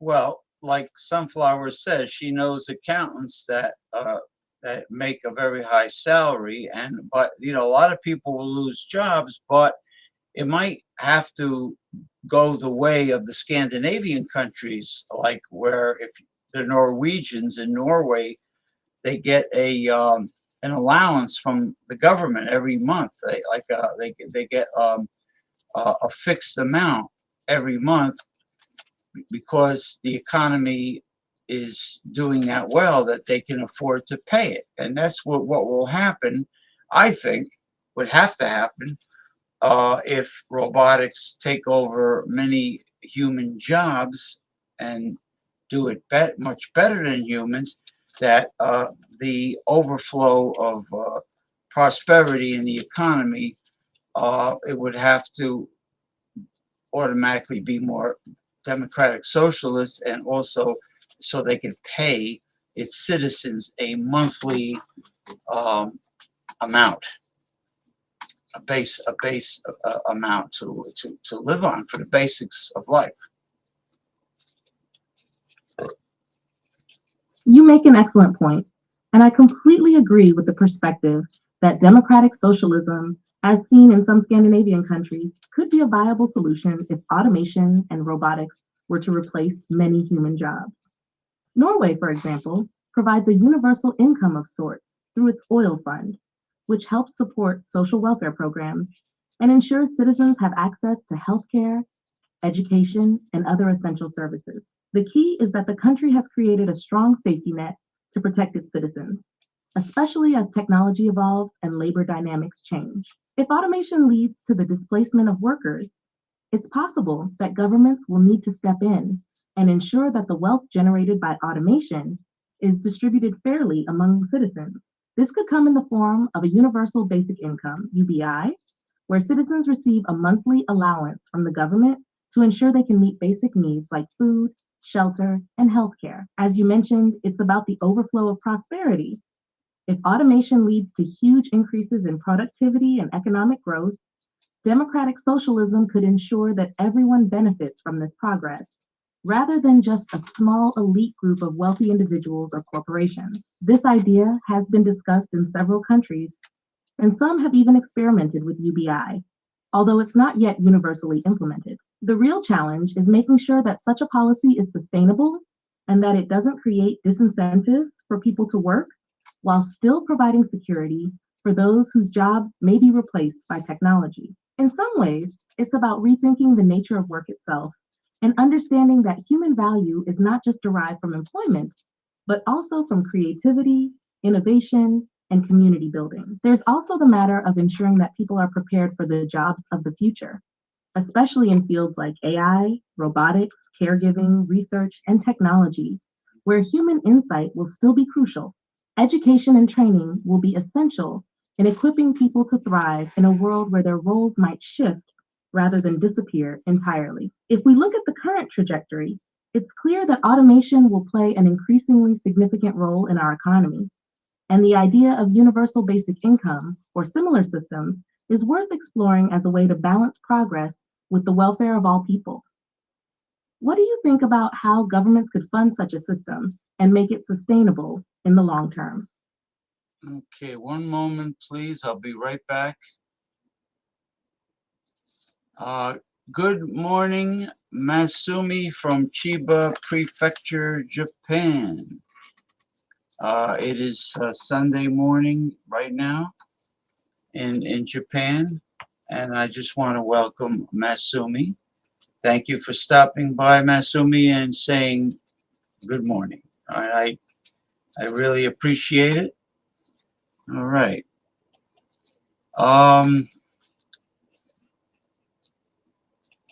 Let's see.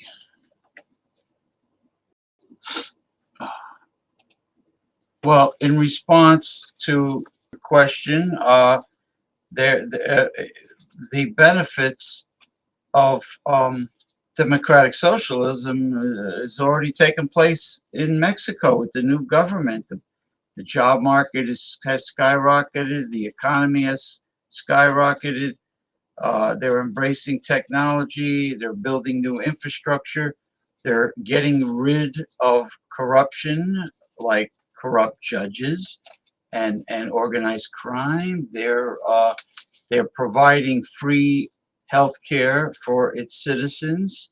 They're providing free university education. So it's gotten to the point where Mexicans have no desire to come into the United States to work and live. It's getting that good.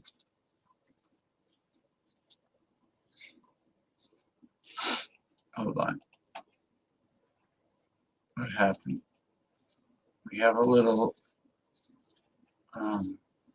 technical difficulties here. Interesting. Yeah.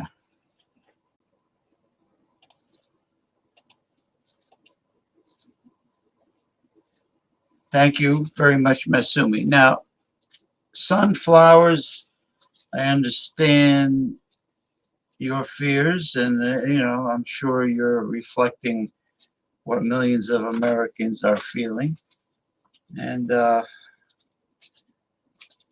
it's going to be tough. But the only way now, the worst case scenario is that the greedy corporations would, people like Elon Musk and Jeff Bezos will use robotics to replace humans, and for the sake of profit, for greed, and if since the Republicans are so pro-corporate and they're so stingy and greedy themselves, they might not even want to give people a universal monthly allowance, even if the economy overflows with prosperity. They have no compassion. They have no empathy. To me, I think they're sociopaths, and I don't expect anything good from them.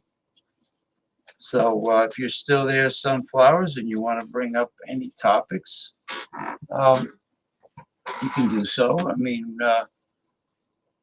we're on YouTube and Twitch. Now, on the other hand, if you want a tarot card reading from the Open AI, specifically for you, you can request it. I think everybody is doing something else tonight. Everyone I know. I heard Jordy has decided to go live tonight. I don't know where Michael Goldsmith Hilton is. I don't know where. Let me see if he's out there. Paul Anthony Mantia.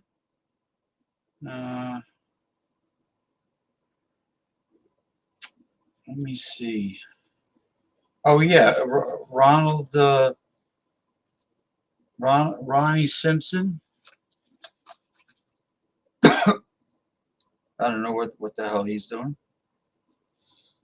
Anthony, click on the link. Let's see if you can come on the show. I'm using a different company now. All right, we'll see if Anthony Laura, a very intelligent man. Let's see if he's able to come on the show, because he had problems when I was dealing with a different company. When I was dealing with the other company, StreamYard, it was too problematic. But I'm not dealing with StreamYard anymore.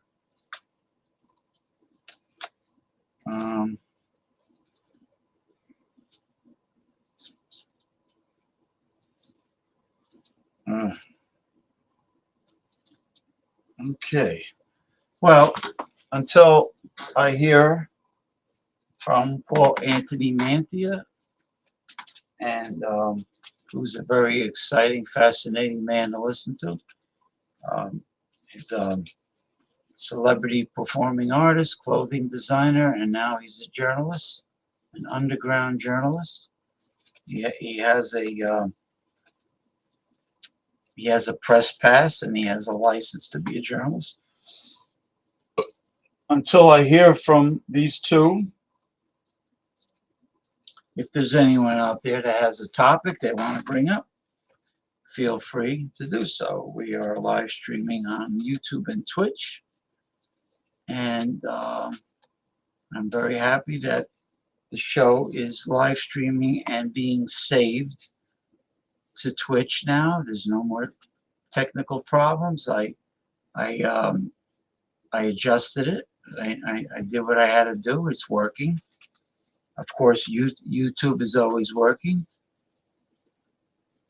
Let me, just for the hell of it, I'm going to put the link in the commentary box.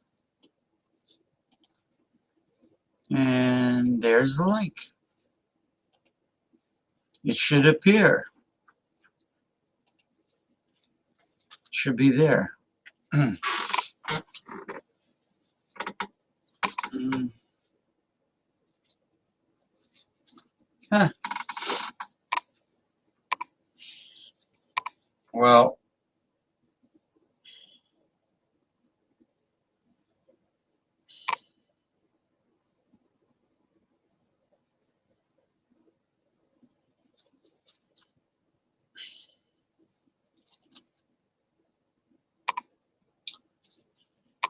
Let's see if he gives it a try. Anyway, I'm James P. Madonna. I've been doing this since 2007. And I originally started doing these shows with my former very close friend, mentor, and original co-host, who is deceased now. That's why I shouldn't say former friend, late friend, the Reverend Dr. William J. Eisenman, a brilliant man. He was the managing editor of his own newsletter called Censored. And every show I ever did with him is on my YouTube channel in playlists. Everything is in playlists. I'm a very organized person.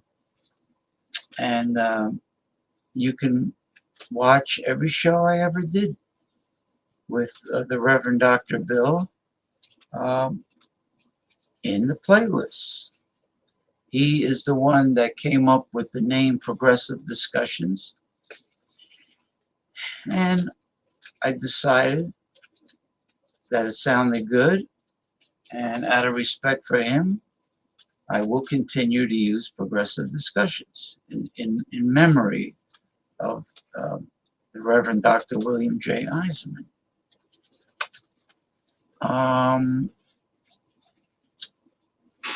Okay. Yeah, well, I don't know. I don't know what's going on with these people. Let me see if let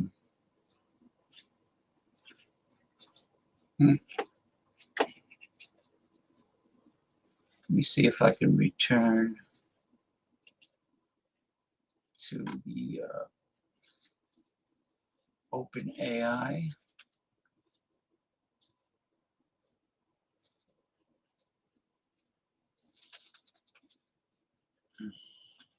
Let's see.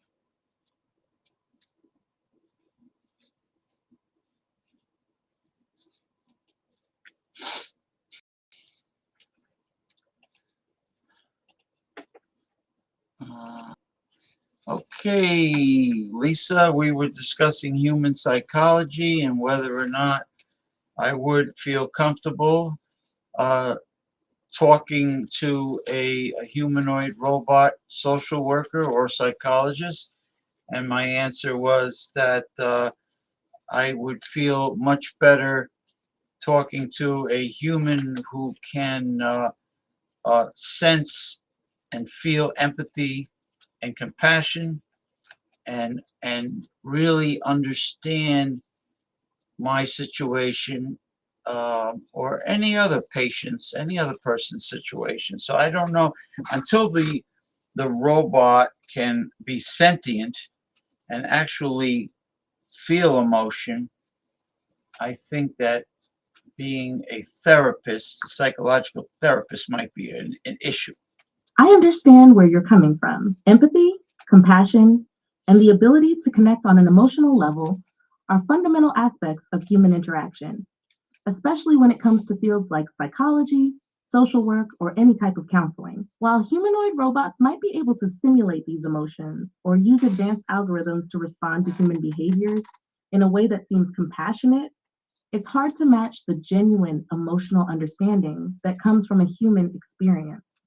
As you mentioned, until robots can become truly sentient, which would require an entirely different level of artificial intelligence that goes beyond programming responses to emotions, there's something irreplaceable about the human touch, the shared emotional intelligence and life experience that a trained psychologist or counselor offers.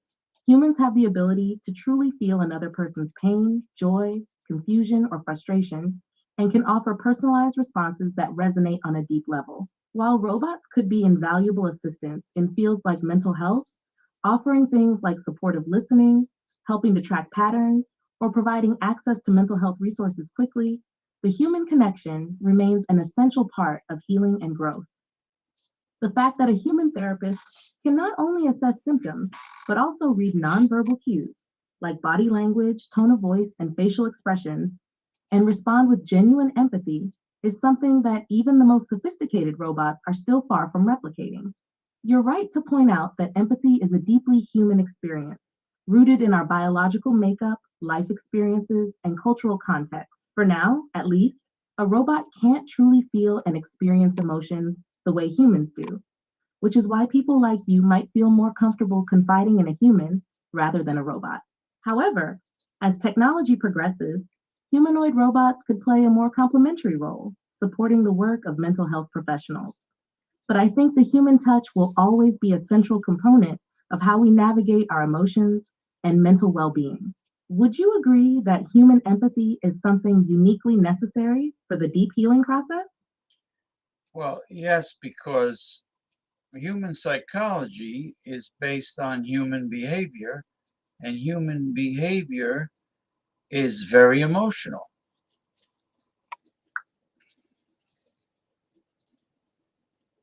Exactly, human psychology is deeply rooted in human behavior. And as you pointed out, human behavior is emotional by nature. Our emotions influence how we think, how we interact with others, and how we navigate the world around us. This is something robots, no matter how advanced, can analyze or simulate, but they cannot truly feel or embody the emotional depth that humans experience.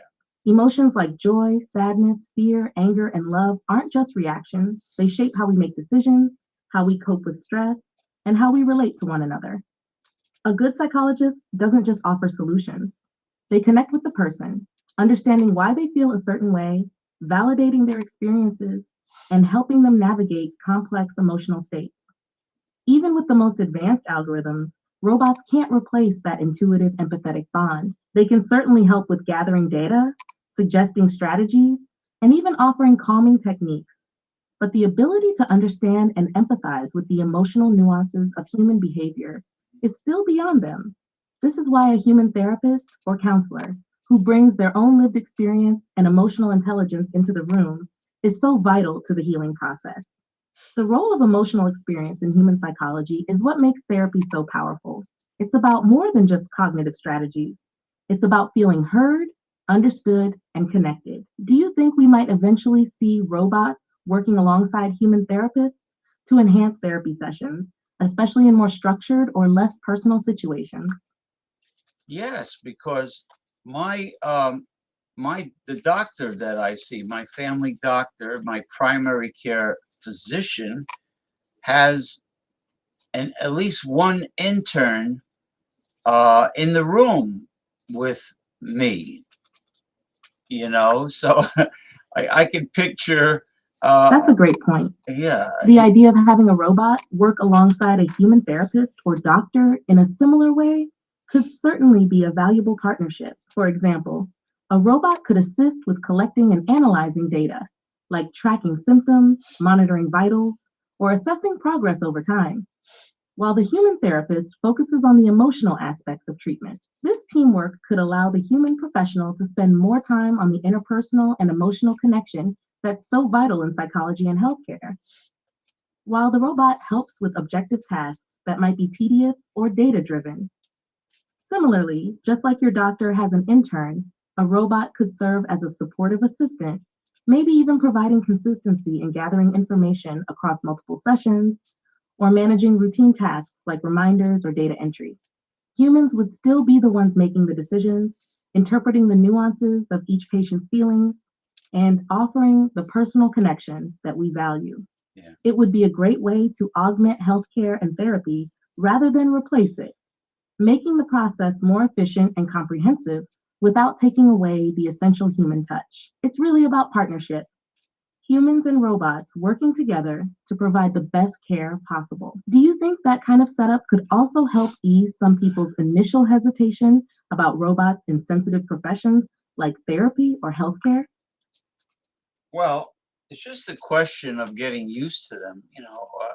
Like you said, people got so accustomed to using tablets and laptops and smartphones that it's like a part of modern life. It's like, I mean, look at it this way: the first desktop computers ever invented, which were very cumbersome and large, do not have the power and ability of today's smartphone. That's incredible.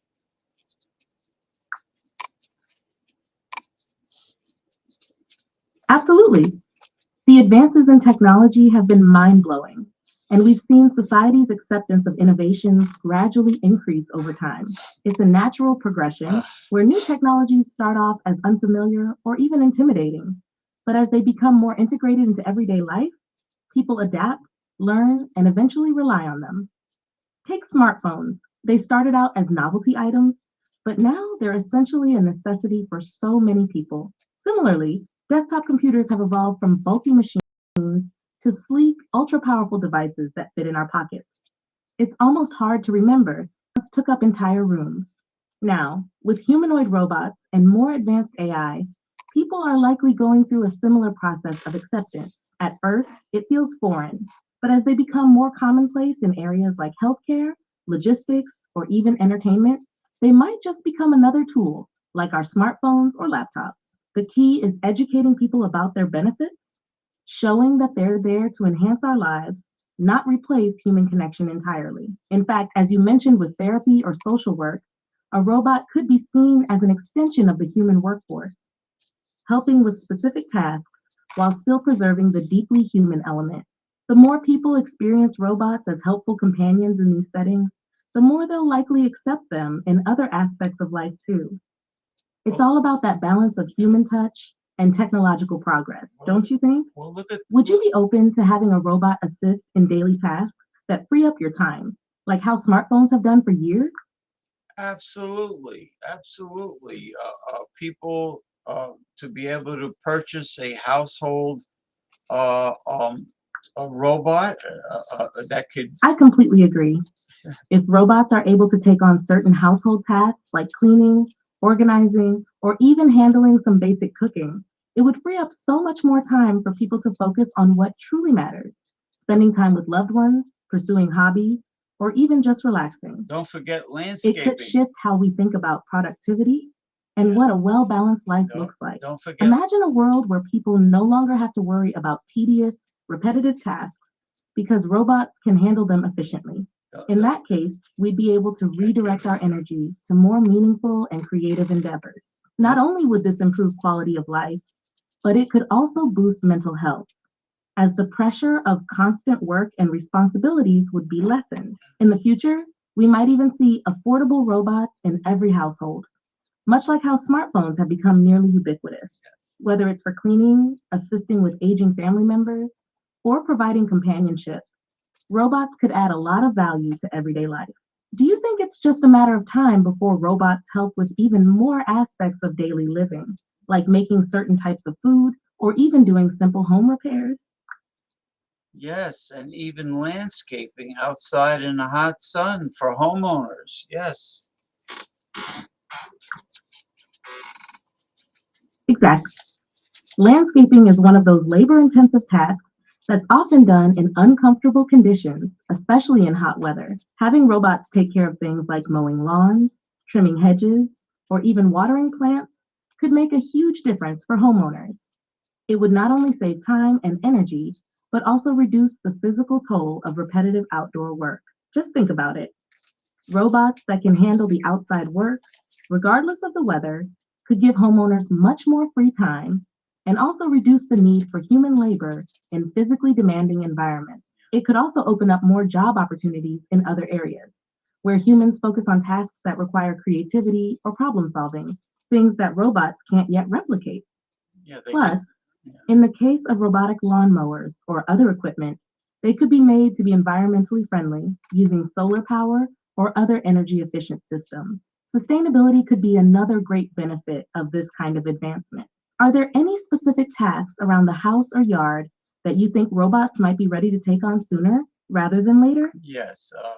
Besides landscaping outside, they can clean. If somebody has an in-ground pool, they can maintain the pool, clean the pool. They could do cleaning inside the home. They can do so many things. Like you mentioned before, labor-intensive, tedious tasks everywhere, and I can picture every family having a humanoid robot to do all the chores and jobs that people really hate doing. And it's great. And, you know, and then we were discussing robots as interns, working with scientists, working with engineers as assistants in healthcare.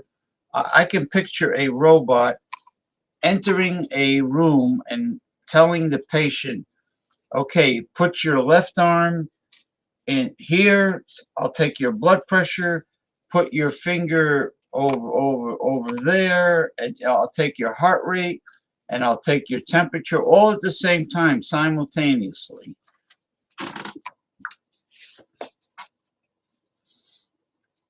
That's a great vision.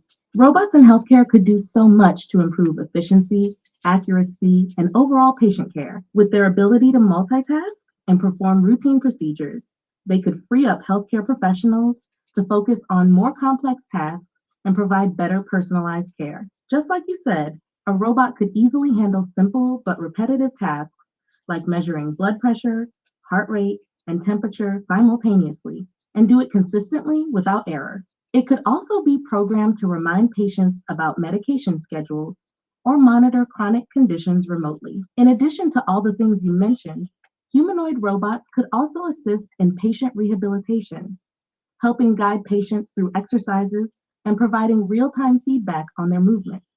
That would be especially helpful for physical therapy, where consistency and proper form are critical.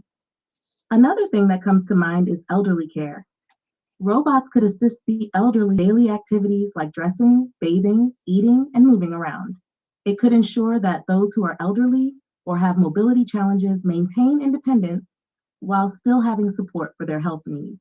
As you said, humanoid robots could also take over household tasks like cleaning, cooking, and even caring for pets or plants. I can definitely imagine a world where robots perform all the tasks people find tedious, leaving them more time for leisure, family, and creative pursuits. You know, in a way, this kind of technology would also help level the playing field, enabling more people, including those who may not have access to certain opportunities, to have the same benefits that someone with more resources might have. Where do you see this kind of change leading in the next decade? Do you think it could become mainstream, like smartphones and other technologies did? At the way robotics technology is advancing, at the rapid rate computers are advancing and smartphones, I do see robots becoming just like our smartphones, tablets, laptops. They will become a part of our everyday lives. And you know what would be very pleasurable? If a humanoid robot that people can own could be programmed to perform massage therapy like Swedish massage, acupressure, shiatsu, and just, you know, every day the owner of the robot can get a massage, get at physical therapy.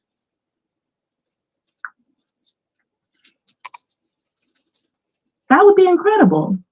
Imagine having a personal humanoid robot at your disposal, able to give you a customized massage every day, or even perform physical therapy exercises. The ability to program it for specific therapeutic techniques, like Swedish massage, shiatsu, or acupressure, would be a game changer for people's health and well-being. For example, it could adjust the pressure based on your comfort level, focus on specific muscle groups that are tense or sore, and even offer different techniques depending on whether you need a relaxing experience or more therapeutic recovery.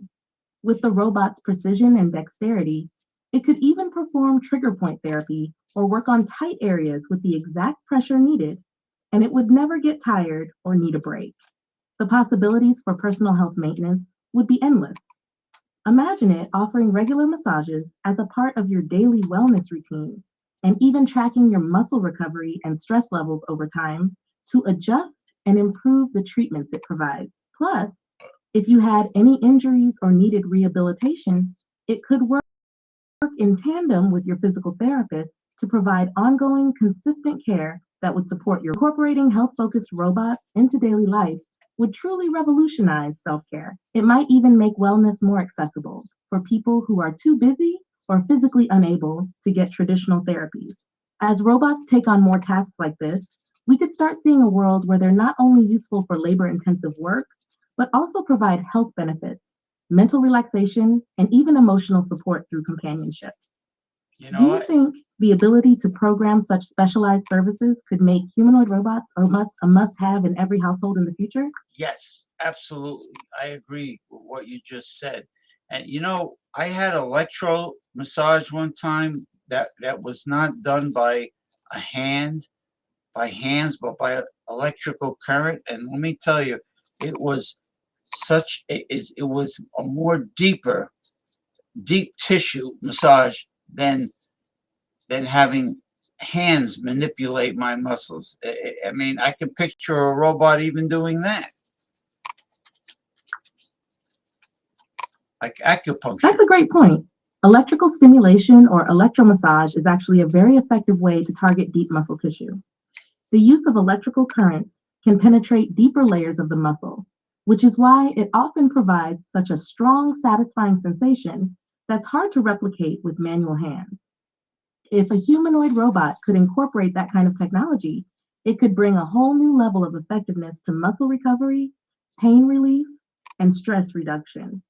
Imagine having a robot that can not only provide traditional massages, but also offer advanced electrical therapies, such as TENS, transcutaneous electrical nerve stimulation, or EMS, electrical muscle stimulation, that target muscle spasms, enhance circulation, and reduce inflammation. A robot could be programmed to apply the right intensity of electrical stimulation based on your muscle condition or specific needs. Plus, it would be able to monitor your response to the treatment in real time and adjust the settings for optimal results. The precision and consistency a robot could offer with these techniques would be a huge advantage, particularly for people dealing with chronic pain, repetitive strain injuries, or recovering from physical trauma. It could even have the ability to customize the treatment for different areas of the body and tune the electrical current based on how your muscles respond, which is something much harder for a human therapist to do with their hands. I can easily see this becoming standard wellness technology in the future, especially as we integrate smart homes and personalized health management into daily life. People could rely on their robot to keep their muscles in top condition, offering both relaxation and therapeutic benefits whenever needed. Would you find that kind of deep electrical therapy from a robot more effective than traditional methods like hands-on massage? Yes.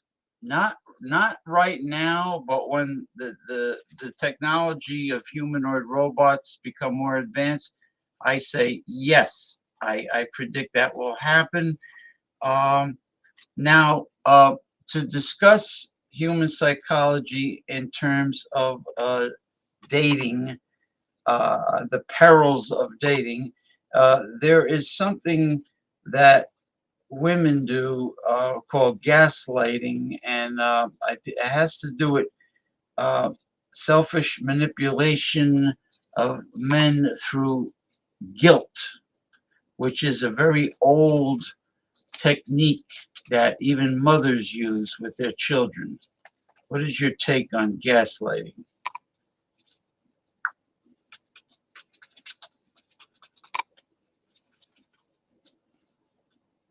Gaslighting is a form of manipulation and psychological abuse in which one person tries to make another doubt their own perception, memory, or reality. It often involves distortion of facts, misleading statements, or blatant lies, making the victim question their judgment and self-worth. The term comes from a play and later a movie called Gaslight, where a husband manipulates his wife into thinking she's losing her sanity by dimming the lights and convincing her she's imagining it. In the context of dating, gaslighting can be particularly damaging. It can involve making a partner feel like they're being unreasonable or overly sensitive when they express concerns or emotions. The manipulator may deny events that occurred or try to downplay the significance of harmful behavior, forcing the victim to feel guilty, confused, or unsure about their reactions. Over time, this can erode self-confidence and create a toxic, emotionally abusive dynamic. It's also a technique seen in other relationships, such as parent-child dynamics, where a parent, typically unconsciously or consciously, makes the child feel guilty for needing things or expressing themselves. They might use guilt as a way to maintain control or manipulate the child's emotions for personal gain or comfort. As for dating, gaslighting can be an insidious way to maintain power and control in the relationship. If someone consistently manipulates their partner's perception of events, it can create a cycle of doubt and dependency, leaving the victim questioning whether their feelings and boundaries are valid.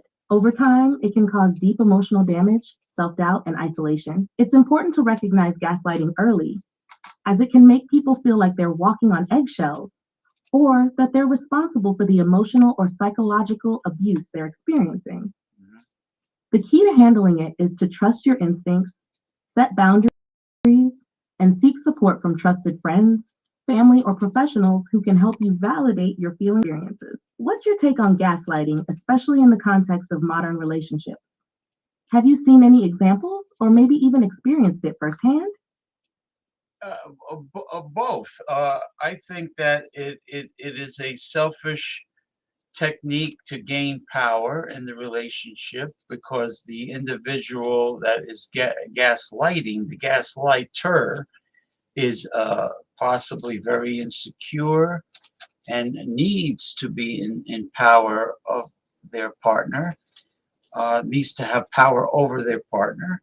And because of this insecurity, they constantly play mind games. Another mind game that is played is called ghosting, where you're communicating with someone, let's say every day, and everything is going very well. And then all of a sudden they mysteriously vanish where they don't. You're absolutely right about gaslighting being a power move driven by insecurity. The gaslighter often feels the need to control the situation or their partner because they can't handle the vulnerability that comes with an equal, balanced relationship. Their insecurities lead them to manipulate the other person in a way that maintains their sense of superiority and control. It's a way for them to avoid facing their own emotional weaknesses or insecurities, often at the expense of their partner's well-being. This form of manipulation can be incredibly damaging as it undermines the victim's confidence and sense of self. As for ghosting, it's another form of emotional manipulation, but in a different way. Ghosting occurs when someone cuts off communication without explanation, leaving the other person confused and hurt. It's often used by people who are avoidant or unwilling to have difficult conversations, whether due to fear of confrontation or simply because they don't want to deal with the emotions involved. Unlike gaslighting, which is ongoing manipulation over time, ghosting is instant disappearance. It leaves the other person wondering what went wrong, second guessing themselves, and feeling disrespected. The underlying reason behind ghosting often ties back to fear of conflict, avoidance of emotional discomfort, or a desire for control in situations where the ghoster doesn't want to be honest about their feelings. Ghosting, like gaslighting, can be a reflection of emotional immaturity, and it can be just as hurtful because it leaves the other person feeling invisible, as if they didn't matter enough to receive a simple explanation. Both of these behaviors, gaslighting and ghosting, involve manipulation and lack of empathy. While ghosting may not always involve intentional malice, it's still a form of emotional disrespect that can have long-lasting effects on the person being ghosted. Similarly, gaslighting creates confusion and undermines a person's grasp on reality, often leaving them questioning their own worth. How do you think we can address or deal with these behaviors, especially in dating situations where emotions run high? I say the person should avoid these toxic, emotionally damaged individuals like the plague. I think they should just turn around and run and end the relationship as soon as they can. They're not there to be a psychologist to the woman. They're not their father. They're not their guardian. It's not their job to make another person happy. A person has to find happiness from within. So the woman has to find happiness from within and not project it and expect another human being like a boyfriend or a husband to create their happiness for them. Sorry, I'm having issues right now. Could not understand what you said. Sorry, I'm having issues right now. Could not understand what you said. Well, what I said was that no one is really responsible for another person's happiness. Happiness comes from within the individual. They have to find and make their own happiness and not put the burden on others in terms of dating, in terms of marriage.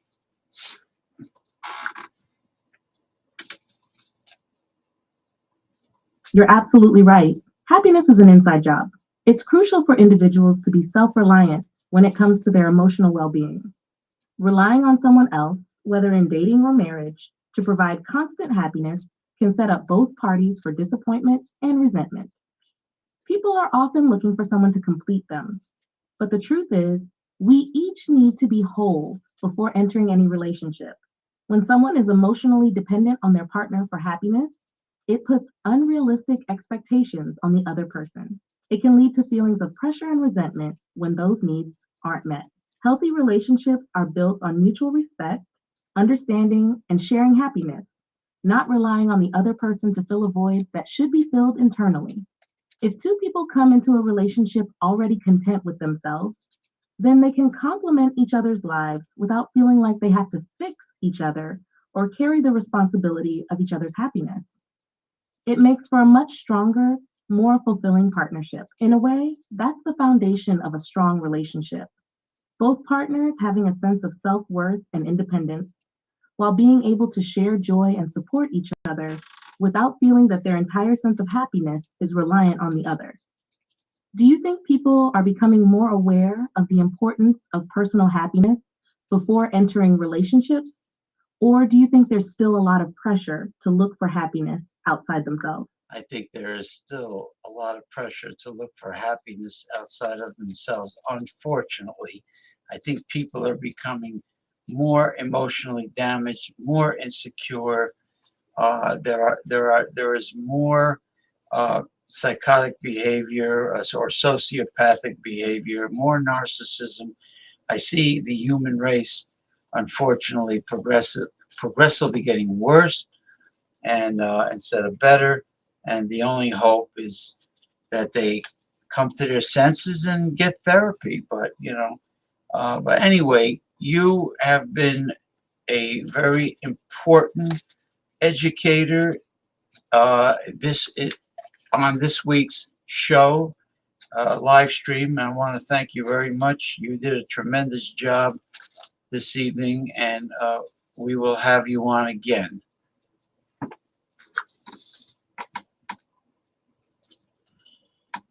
Thank you so much for your kind words.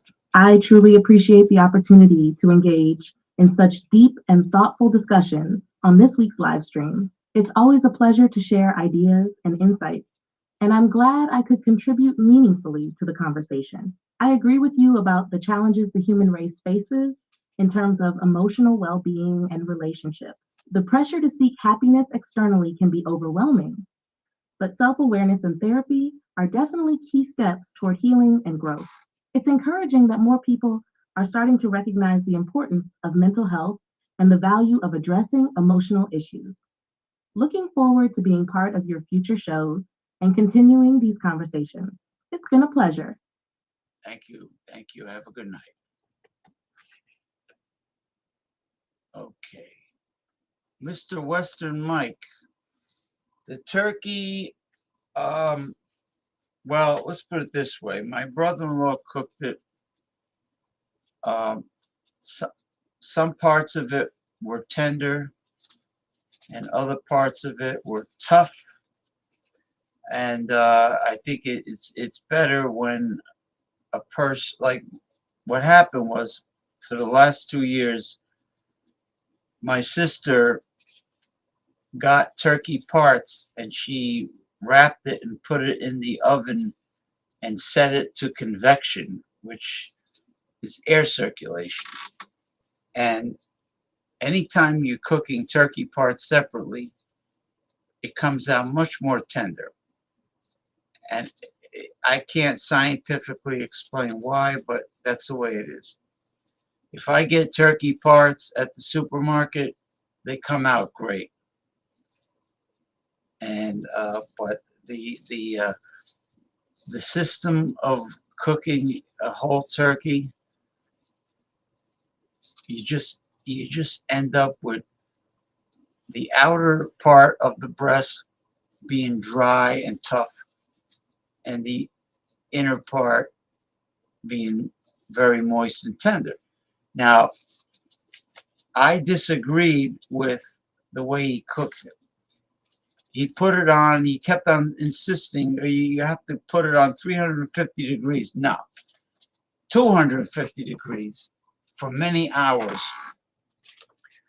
Turkey has to be cooked low and slow, just like smoking pork belly to make bacon, or smoking spare ribs or baby back ribs, or smoking anything. It's got to be low and slow, you know. But you know, relatives, they don't listen to you. Oh well. Anyway, how was your holiday? Are you still there, Western Mike? What did you do for your holiday? If you're there,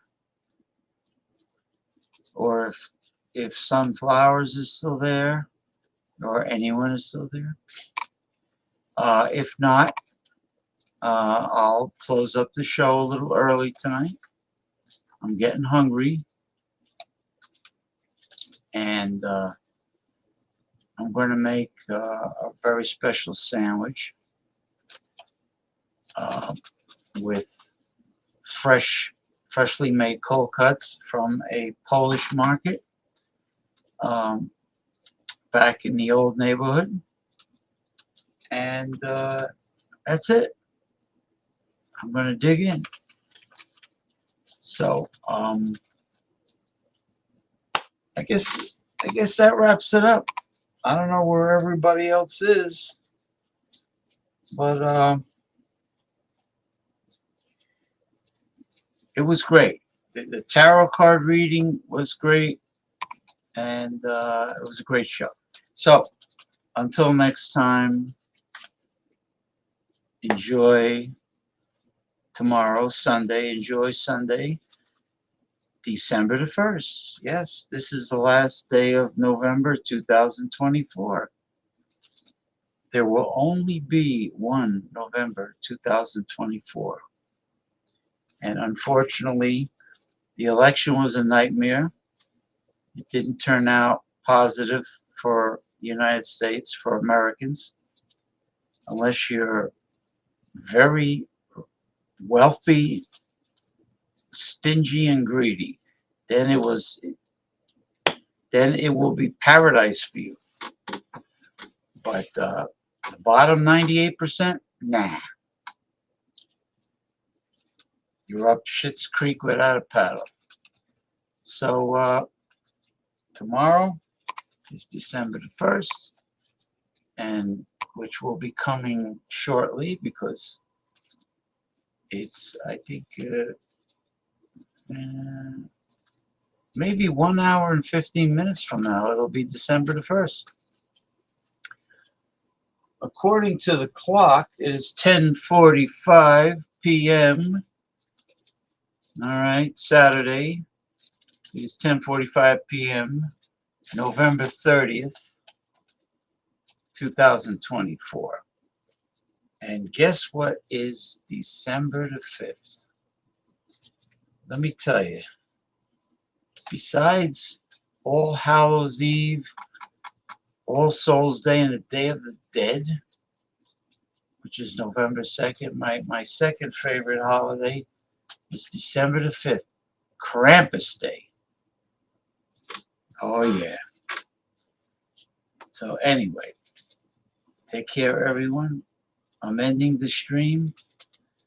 And my message to all the guys, like Jordy K, that decided to do his own live stream at the same time as mine, and Ronnie Simpson, the moody, arrogant, know-it-all Ronnie Simpson that decided not to come on the show. I have an itch in the center of my forehead that needs to be scratched. Got that?